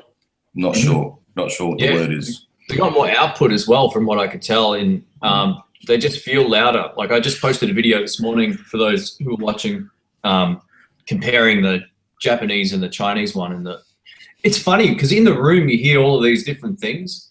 I'm almost thinking about not close miking my amps and just having like a room mic, because I really feel like the ambience in the room gives it always sounds different when you close mic stuff. So I might try either running a couple of different mics and seeing if I can capture more of the ambience. But you could definitely hear volume difference, and you could definitely hear just the clarity in the Japanese pickups. They're definitely there. So, all right. So, sorry, I'm just checking the chat here, guys, just to see if I've missed any questions. Nick in the States is talking about guitars. Oh, nothing new there. And that's all right. It's our common passion. Yeah. Hey, got a question for you, Shane. Yeah, go ahead. Have you ever done that on your can you see it there with the string? It goes over the top of the back. Oh, I've never tried that before. What's your thoughts on that? I think it's a little bit. The strings feel a little bit slinkier when you're bending and stuff. A little bit easier on your fingers. That's why I run the 11s on this. I do that wraparound. Just easier to. I don't know. Worth giving it a go. People say it's more sustain. I don't believe it, but I watched a video on somebody talking about that same thing, right? Running the strings over the top of the back part of the guitar there instead of underneath it. Yeah. And I think they said that it gives it a little bit of a straighter angle down into the fretboard, and it did make it feel more pleasant, on your fingers somehow. Easier to play, lighter to play. Whatever whatever your fingers report back to your brain. But they did seem to like it a little bit better. But then someone else, of course, chimes in and says the exact opposite. Oh, you're an idiot for doing it that way. If that was the way it should have been done, then it's that way. It would have been like the Germans. If you would have needed it, we would have given it to you. That kind of frame of mind. But I did watch somebody talk about it, and they did say they liked it. Yeah, I went up to the 11s because of that. Yeah, so exactly. I had 10s on this and went up to the 11s because I did the wraparound, felt a bit slinkier, and went up to the 11s. It feels really good now. So that was one of the things the guy had said. He'd put heavier strings on it, but it actually still felt like a lighter gauge string. Yeah, for sure. Yeah, really. I think it also depends on the bridge, because some of these, like on this particular guitar, these are kind of rounded or oval shaped, which makes it possible to do it. And some are more like they have a bit like a 45-degree angle on them. They recommend not doing it on those because I think I don't know if the strings break easy or what, but yeah, for the rounded tail pieces, it probably will work fine on just about any Les Paul. I haven't tried it. Like I said, I'm a bit of a creature of habit when it comes to stuff. I just do it the way that it was when I bought it, but maybe I'll give it a go at some point. I think the only downside I remember him saying about it, Shane and Ryan, is that it tended to scratch up your tailpiece some. Oh yeah, for sure. Yeah. I've got little sort of where it's dipped in there, and it just sort of sits in there. But when I put the new strings on, it goes back to the same point, so you don't actually see any scratching on there. But it does feel better to me. But the other one I keep just standard. That's the only guitar I've ever done it on. Yeah, wow. So, but I don't know. You just sort of put that to the bottom.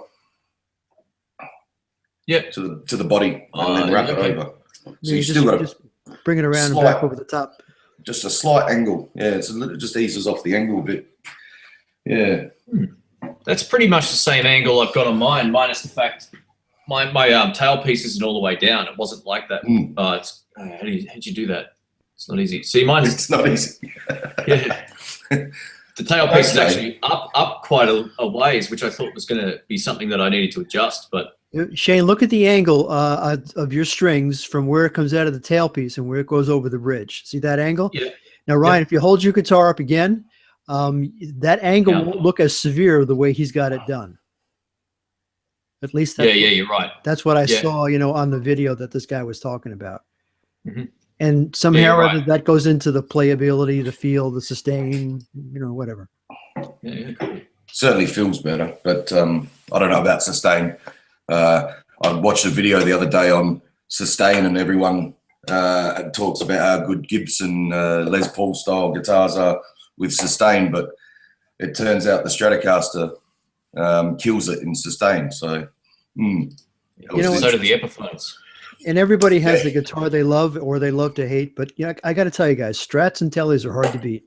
Yeah, they are good. They're hard to beat. You might find something you like better, but if you want a guitar that'll play just about anything, if you got a Strat and or a Telly, you can play just about any kind of music you can think of. Yeah. You know what else I like about Strats and Tellys? And this just in terms of my own observations, and something that also Rick mentioned to me not long ago, was you don't feel like it's the end of the world if your Strat falls over. Like if my 335 takes a fall, I'm like super paranoid about it breaking or dinging, or even this guitar. Like it does. These don't look as good worn as what a Strat or a Telly would if you were to wear it out. I think that's just I've got to show you something. Now you mentioned that. yeah, go for it. Cool. That whole neck and head angle it seems to be quite fragile, and that's why when guys are getting the 335s and their Les Pauls knocked over, they're gasping out loud because the likelihood is that it's broken. Yeah, exactly. Sometimes it seems like you can throw a Strat out a window and just go pick it up and plug it in and play. It's still being tuned. It's like the AK-47 of guitars. It just keeps on shooting no matter what. Oh man! So this one's been thrown around, dropped, smashed. This has only got hasn't got the nitro finish. This is a Fernandez, late '80s, and this one I had. It was only a couple of years old when I got it, second hand, but. That's had one setup and never been touched. I just changed the strings and that's been through the ringer, absolute ringer. The 25 years of abuse, you know. I only got the Tokais a few years ago, so that was my only guitar for years. Yeah, wow. So you were playing a righty upside down, huh? Yeah. Doing the Jimi Hendrix thing. Yeah.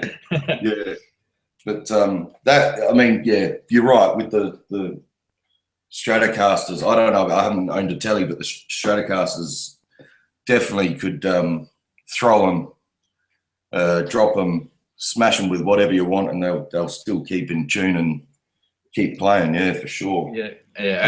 I like the color on it too. It's a really nice color. Oh, yeah. I don't know what it's. I think that's a two-tone sunburst, is it? Two or three? It looks like it's got red. Three. Maybe three. Yeah. Yeah, a little bit of red through there. Cool. Yeah. I've used that one. They build them like tanks, so, you know. As a matter of fact, I think when you used to think back in the day when the Who used to get on stage and, smash their guitars and stuff, they usually had a dummy Strat if they were going to do it. And if you notice, it took them about 10 whacks to get something broken. Yeah.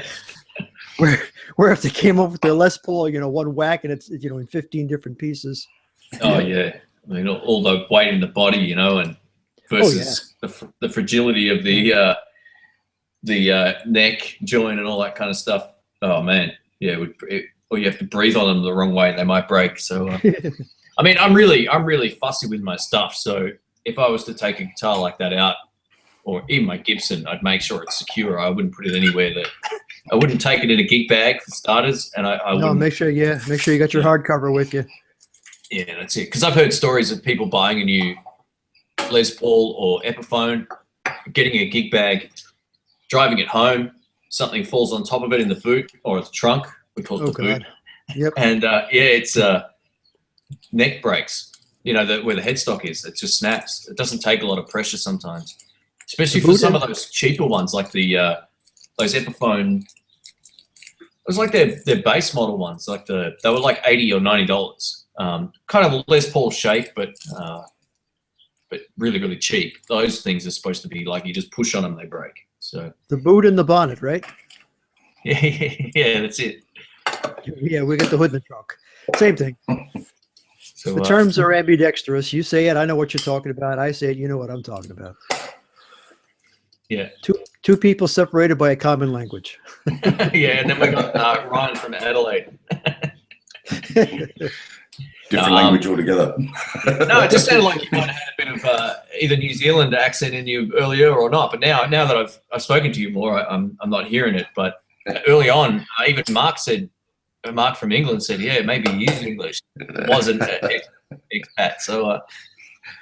No, he's got that husky Aussie guy voice is what does it. Yeah. He's got the bloke voice. The bloke voice, yeah, that's what it is. I had where was the question? Mr. Kareem says, yeah, the Epiphone Special 2 are the super cheap ones. Yeah, so those are the ones I've seen with broken headstocks. And North of 50 now says, hi, Shane. Ryan looks like Josh Smith. I'm not too sure who Josh Smith is. I probably don't know. We'll hope it's a compliment. Comes up as an NBA basketball player, which is a black American guy, so it's obviously not that guy. I'm guessing it would be a muso that I'm not aware of. Yeah, I'm not sure. I've never heard. I've been called Seth Rogen before, but yeah, not Josh Smith. I've been called all kinds of things, but none of it has ever been complimentary. Seth Rogen. I just looked him up. I know who you're talking about now. You actually look a lot like a friend of mine who, I used to, I don't know, I never went to school with him. I met him after school, actually, just when I got out of high school. And when you joined, I was like, hang on. No. Disappointed. No, it's not here. No, all good. So, old Seth Rogen's pretty cool, man. He's a funny dude. He's been in a number of good movies, so that's all right. It's all good.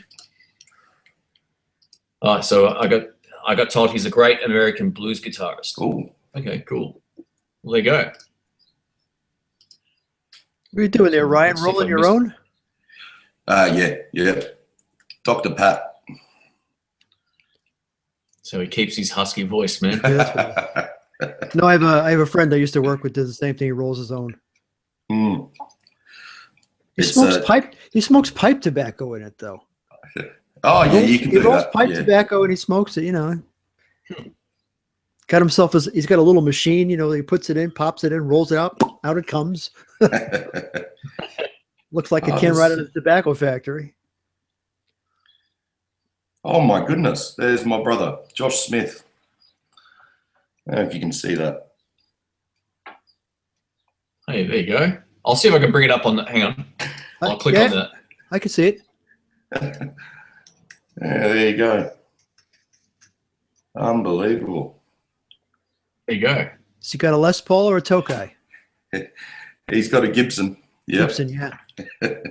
God bless him. Yeah, you're right. Actually, I'll bring it up on screen here so folks can see it as well.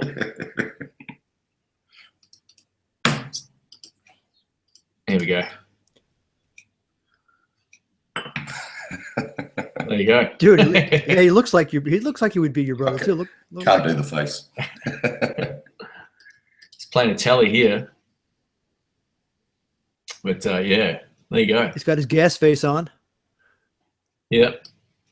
I was creating a couple of memes the other day on this meme generator, and it took me a while to think of some funny stuff. But I don't know if you guys follow me on Facebook or not. But I'll show you a couple of these that I made. One of them was going to be a pie graph about playing blues guitar. How 85% of it's pulling faces. 14% is minor pentatonic, and the extra 1% is like outside of the minor pentatonic. Well, there's a good idea for a video for you, Shane, because just like you did the one with the noisy pedals where you had everything on it, do one with everybody's guitar playing face. Yeah, that's it. I'll have to give that a go. I'll show you guys this. You got to make sure you get Rick on it though. Oh yeah, I mean he pulls the funniest faces ever. So this is if you're at a blues jam, waiting for Stormy Monday to finish. And looked like the guy got waiting for quite a while. Where's the other one? Yeah. Yeah. I did a second one where it was where is it? Did I only post it on? Oh yeah. Oh God. Leo DiCaprio, God help us. Oh, that's good. So I didn't actually obviously have a real clone, but I just thought that will make sense to the guitar nerds, that one. It's crazy. The meme generator is good fun. I'm going to start messing around with them a bit more. Why in the world are those clones fetching that kind of money? Yeah, good, really good question. They're no better than the new ones, other than the fact that the new ones are PCB based. They sound the same, so I have no idea. People just like the scarcity or rarity of them, maybe, or their hype. Just doesn't make sense. There's so many great options. You could just buy like a handmade clone made in the US for $99, and it's probably going to last you just as long, so it's crazy. Yeah, cork sniffers, he says, Pete. Absolutely. And he also, North of 50 Now also asks, why is there a 1.5 year waiting list for the King of Tone? Because that's just the way that guy works. He obviously isn't he either has huge demand or he's really, really lazy. He should just get some help and build 1,000 of them and sell them like any normal company would. Sounds like he's a one-man shop. He is, yeah, from what I understand. But that said, there'd be, I don't know, there's got to be, 1.5 years to wait for a pedal. No thanks. Really? Pass. Yeah, it's just crazy. All right, so I got a question from Vishwam. He says, "Hi Shane, I have a quick question. When you use amp simulators such as the Joyo, American Sound, or California Sound pedals, do you put them in the effects loop after the simulator?" Oh, okay. So you can use those pedals either way. You can use them in the effects loop. I never really use them with an amp, so I use them just to record straight into my desk, and I'd use a reverb pedal after it. I'd also use them live straight into a PA system, so I'd have my entire pedal board before the Joyo amp pedal and then into the PA system. Using them in your effects loop will work, but you might find just using them into the front end on a clean tone will probably give you some good results. I just try and play around with them the best in a few different ways. There's no wrong way of running any of the pedals, so just play around and see which way works the best for you. Some people prefer the effects loop for certain things, and some people prefer the front end. I don't ever really use the effects loop on my amps. I'm too lazy. I don't want to have to carry around 2 more cables, so I tend just to go straight in. Yeah, so try whichever way works best for me. We talked about this last time, running stuff in straight in for the front of the amp or into the effects loop. Mm-hmm. Yeah, so it's one of those things where with the time-based effects, like he mentions in his question, you can run those in the effects loop, and sometimes they'll sound cleaner or clearer. It depends on also what music you're playing. If you're playing blues, having a delay pedal in the front end is fine. If you need a delay pedal, if you're playing more ambient sort of stuff, probably try the effects loop. But yeah, there's no wrong. So just try whichever way you think works the best for the sound you're going for. All right, so Chris Carey says the VS Audio Royal Flush is a pretty decent King of Tone alternative. Absolutely. I would prefer the Royal Flush over the King of Tone. I've used both. Royal Flush wipes the floor. There's a video where a guy is using, he does an A/B between the Royal Flush and the King of Tone, and they sound the same, but they don't. So I don't know if his recording setup or his amp is just squishy and it's making everything sound the same or what, but they're 2 different pedals. I got to use them live like 3 weeks ago, maybe 4 weeks ago. I had my Royal Flush, my friend had the King of Tone. The tones were completely different, and we both had Strats. So yeah, in terms of as an alternative, it's an alternative, but don't think of it as a clone, because even though there's one demo out there that says or shows that they sound the same, I have a feeling it's that guy's recording setup maybe, or his amp. You know, the more something gets distorted, the more it's going to sound the same. So if it's not going through a pristine clean tone, it's going to sound pretty much the same. So yeah. All right. Sorry, just reading through the comments here. Sometimes I think we tend to hog this while we're talking. Yes. The people who are posting are like way behind. Yeah, I tend to sometimes lose track of some of the comments here when we're doing this. The more people there are, the harder it is for me to sort of see. I just left the camera on Steve then, and the reason I do that is because when someone starts talking and I know someone else is going to chime in, I tend to lock the camera, and then I forget as I'm reading the comments. So if you're wondering why the camera sometimes gets locked on somebody, I've turned off the I've got it locked. All right, we've got Oliver from Kentucky, USA. Welcome in. Whoa. We've got Joan from Chile. Let us know where you're from, folks, if you are still watching. We've got 37 people here. Let us know whereabouts in the world you are. It's always good to find out. where folks are from. It's amazing the reach of this stuff. You know, people from Chile and all over God's hell's half acre here. You know, it's really incredible how people can just plug in and just chat practically real time. Yeah, you know. Yeah, it is. It's awesome. So we got Portugal in Europe. We got Milton, New Zealand. We've got Arizona, Eastern PA. I guess that's Pennsylvania, maybe. Southern Maryland, Australia, Croatia, Vegas, Brisbane, Indiana, and JH Schofield. I didn't block you, by the way, on that comment. The blacklisting removes the swearing, so I can still read it, but if it comes up as blocked to everybody. We've got Indiana. Oh, sorry. I think I read that wrong. India, sorry, New Delhi. Tasmania, Australia, it's Mr. Kareem. Manchester, home of the famous soccer club. There's a Manchester in the States too. Oh, is it really? Manchester, New Hampshire. Oh, wow, okay. I heard there's I don't know if this was like internet rumor, and I probably should have Googled this, but I heard there was a place called Hell in the USA. There is. That's hilarious. There is. And Shane, it's even funnier because it's in one of the northern states where it gets like bitter cold.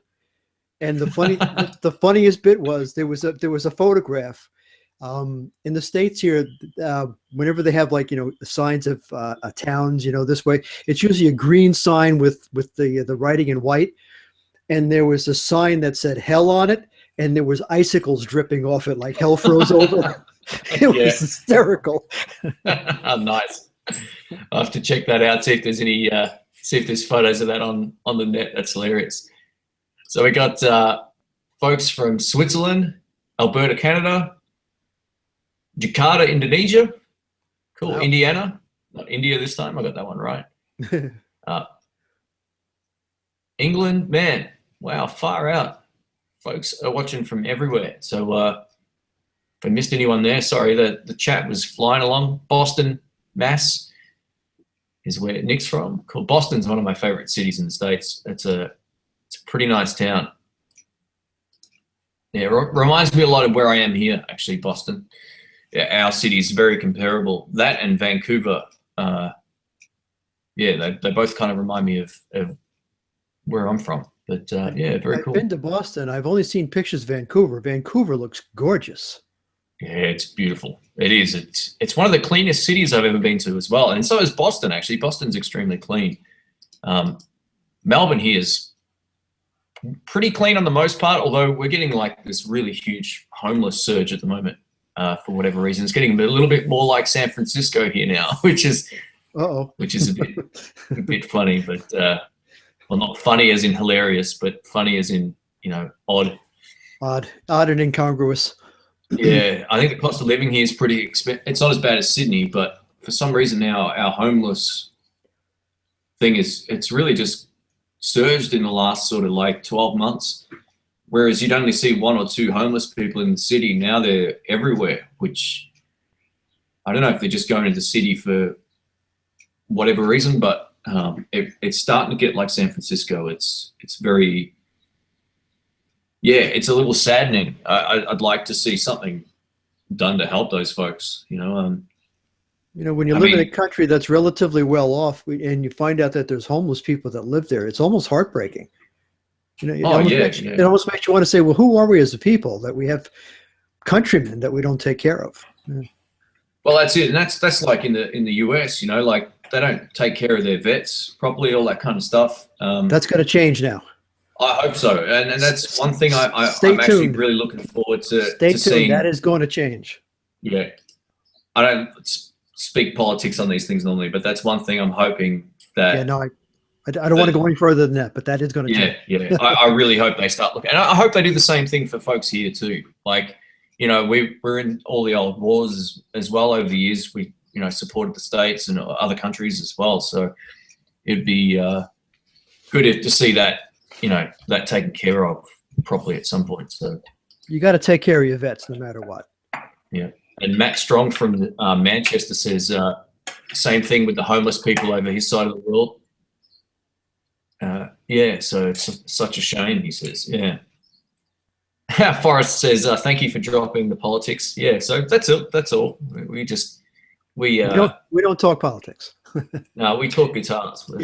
That's what we do. That's us. We get sidetracked from time to time, but that's where we'll end up coming back to. So yeah. So how are you still enjoying your new red Strat, Steve? You been enjoying it still? I've had it for a little while now. A couple of months. Huh? Getting used to the subtle differences, that takes you a little while to discover when you come across something new. I always had heard that guys that play 9.5 radiuses, 10 radiuses, 12s, 14s, they talk about they had older Strats that had the 7 1/4 radius on them. Yeah. And that's what the red one does. It was made in Mexico and it's red, so I've named it La Roja. Yeah, nice. So but La Roja has a 7 1/4 on it, and it's I'm beginning to see how guys had said it's a slightly bit harder to play, just a hair. Yeah. I think that if it was all that you played, you probably wouldn't notice. But when you go back and forth, between they're both 25 and a half lengths, so that doesn't change. But the 7 1/4 to the 9 1/2, I used to think that 9 1/2 was sort of convex, but after having played the 7 1/4 now, I'm beginning to appreciate how flat that really is. It's a little bit hard. The Roja is a little bit harder to play. So for those who don't understand the whole radius thing, as well as some other people watching, so the 7 is flatter than the 9, is it? Is that right? No, it's the opposite. The 7 has a greater convex to it. Yeah. So have you tried adjusting the saddles so they're kind of like they all kind of like one side's shorter than the other all the way around, so it matches the shape of the fretboard? Has that been set up? Well, I understand. I'm not a pro, but I understand how to do the setup, and I have the radius gauges for the various ones. You can get the specs off of Fender.com, and I set the action the way they say to for height off the fretboard, making sure that the neck isn't too straight or too bowed, so you put the capo on one end, you depress at the 17th fret, and you take a gauge and stick it in. I set that at 0.10 inches, which is what they call for. Yeah. I forget what it is in millimeters. That's a whole other story. 6.5 or something like that. I really honestly, since we don't use that scale here, I really don't pay attention to it. Can I ask you a question? Sure. On our rulers, right? It's got millimeters. It goes from 10 millimeters per centimeter and so forth. In the metric scale, we've got. It's really easy for me to find 3 millimeters on my ruler because it's 3 lines up. That's where the string sits. I watched a setup video from the US, and it was like a 1/23 of an inch. I'm like, how do your rulers work? Like, how are you supposed to know, like, that's 3 millimeters, for example? It might not be the exact conversion, but how do you find that on some sort of measuring device? Like, well, they're very disciplined rulers to start with. And they usually have lines marked every 1/16 of an inch. So all right, you have to you just have to know how many lines you expect to see, within an inch. They're 1/16 of an inch, which is a standard ruler. You can get them with other in smaller increments that again 30 seconds of an inch. You can get them 64ths of an inch. But at that point, you've got to get like the electron microscope out to be able to see like the distances between the lines and stuff. all right. So to put it in practical terms, you would actually need more than one ruler if you were to get into different measurements. You might, depending on how fine the increments between the measurements are. But generally, for the most part, if you have a ruler, like a 12-inch ruler, a 1 foot long ruler, they're usually, the inches are usually marked off in 1/16 of an inch. Okay. All right. So you just got to, You got to count the lines. If you got 3 lines, it's 3/16. Yeah. All right. So that's not as hard as I thought, I guess, but it's still, it seems more complicated than what we'd be used to here. It's weird. It's weird when you go back and forth between the two, but you're used to the one that you grew up with. Yeah. I know. I understand millimeters and everything else. So I mean, it's not a big deal for me personally, but there are some folks when they're like, "What's a millimeter? A centimeter? A kilometer? What the hell?" I've been to the States like 11 or 12 times, I think now, and I've never seen a ruler, and that's just something that dawned on me. I've never seen like what, how it works in terms of all that kind of stuff. Like I've never actually seen one in person, so I wondered how. Rulers are usually 12 inches long. Yeah. A yardstick is 36 inches, which is just under a meter. Okay. Because a meter is 39 point something inches, and a yard is 36 inches. So, when folks tend to speak of yards or meters, unless you're talking about a lot of them, they're almost a dead match.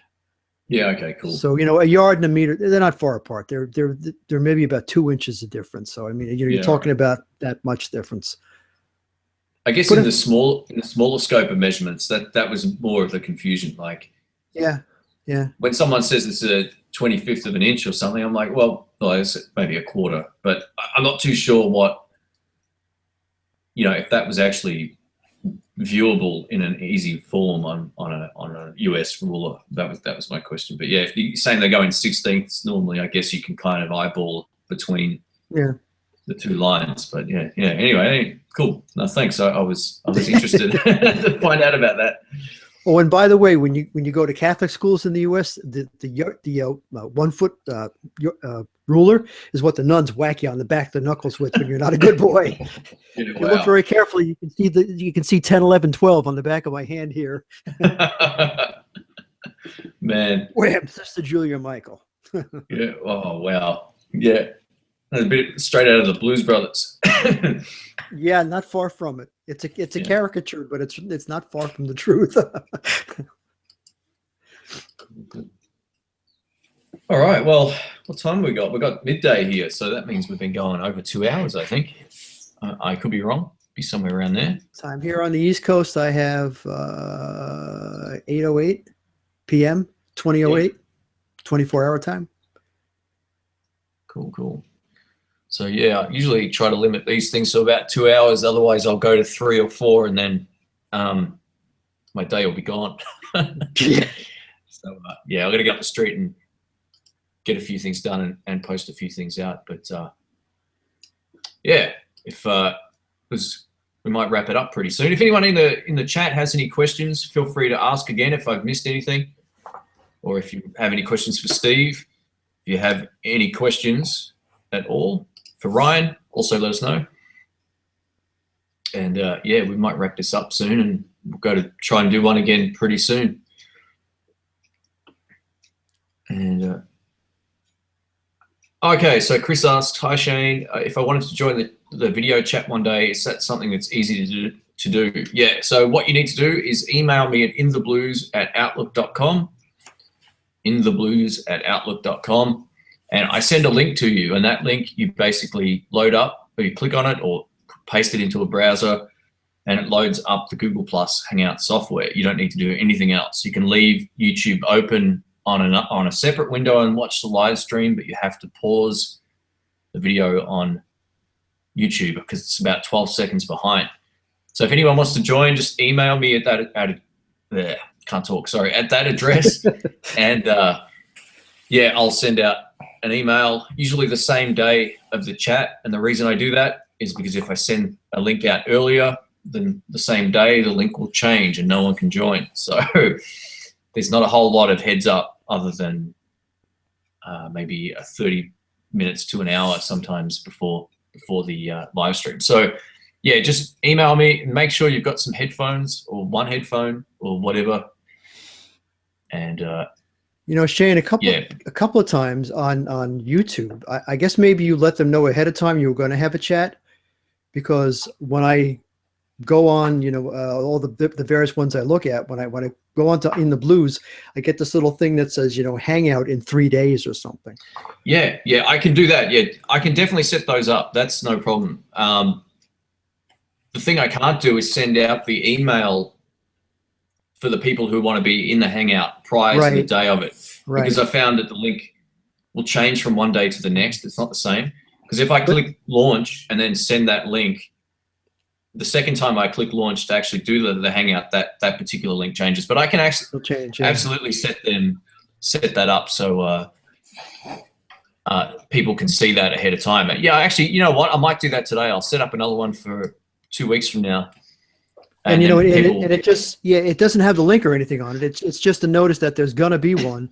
It, you know, it'll count down for us. So yeah, no, you're right about that. I'll do that. I'll set up another one now for say 10 a.m.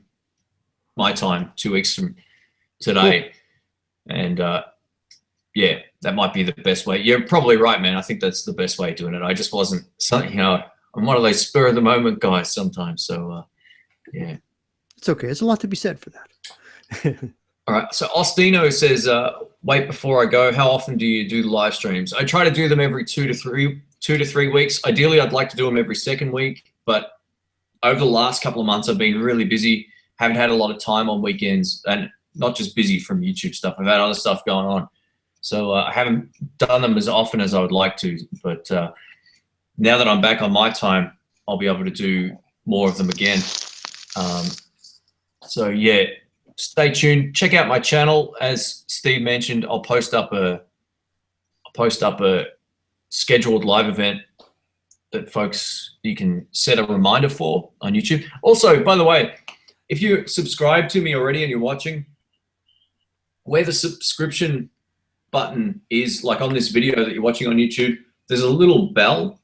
Click the bell and click alert me to new content, or whatever the option is there, because I also get subscribers saying that they don't always see updates from my channel. So if you do that, you'll definitely get updates, especially for the live streams. It'll push through a little thumbnail to you. So definitely do that. All right, just as Blair gets back, we're about to hit the road, mate. So I just thought I'd pop on and see if you guys are still going, but yeah, it's just clicked over 2 hours now, so we're all talked out. But I appreciate you dropping in, man. Well, I was just saying I'll probably schedule another one for another 2 weeks from today. So if you're around, you're welcome to join. So Ryan, thanks again for joining in, man. It was nice to meet you. Thanks for having me. Yeah, it's good. Hopefully we can do it again. Yeah, great guitars too, mate. That's awesome. Got some good stuff. Good to see another Tokai fan out there. For sure. Awesome. And Steve, thanks again, man. It's great to have you on again. And we'll do this all again in a couple of weeks and have another chat. And thanks to everyone that's watched the stream. We've had loads of people come and go. And Nick in the States was on earlier, Mark's Naughty Guitars. We had a few other blokes as well that were on. So, yeah, it was great having everyone. Lando, and I know I've missed somebody, but I apologize. But, yeah, follow me also on Facebook, folks. If you're not already, I post different stuff on there, facebook.com/INTHEBLUES. So, cool. All right, guys. Well, thanks for hanging out. And sorry, Blair, we're out of here. That's all right. I just thought I'd pop in. Take care, guys. See you later. All right, see you guys. See you next time, guys. See ya.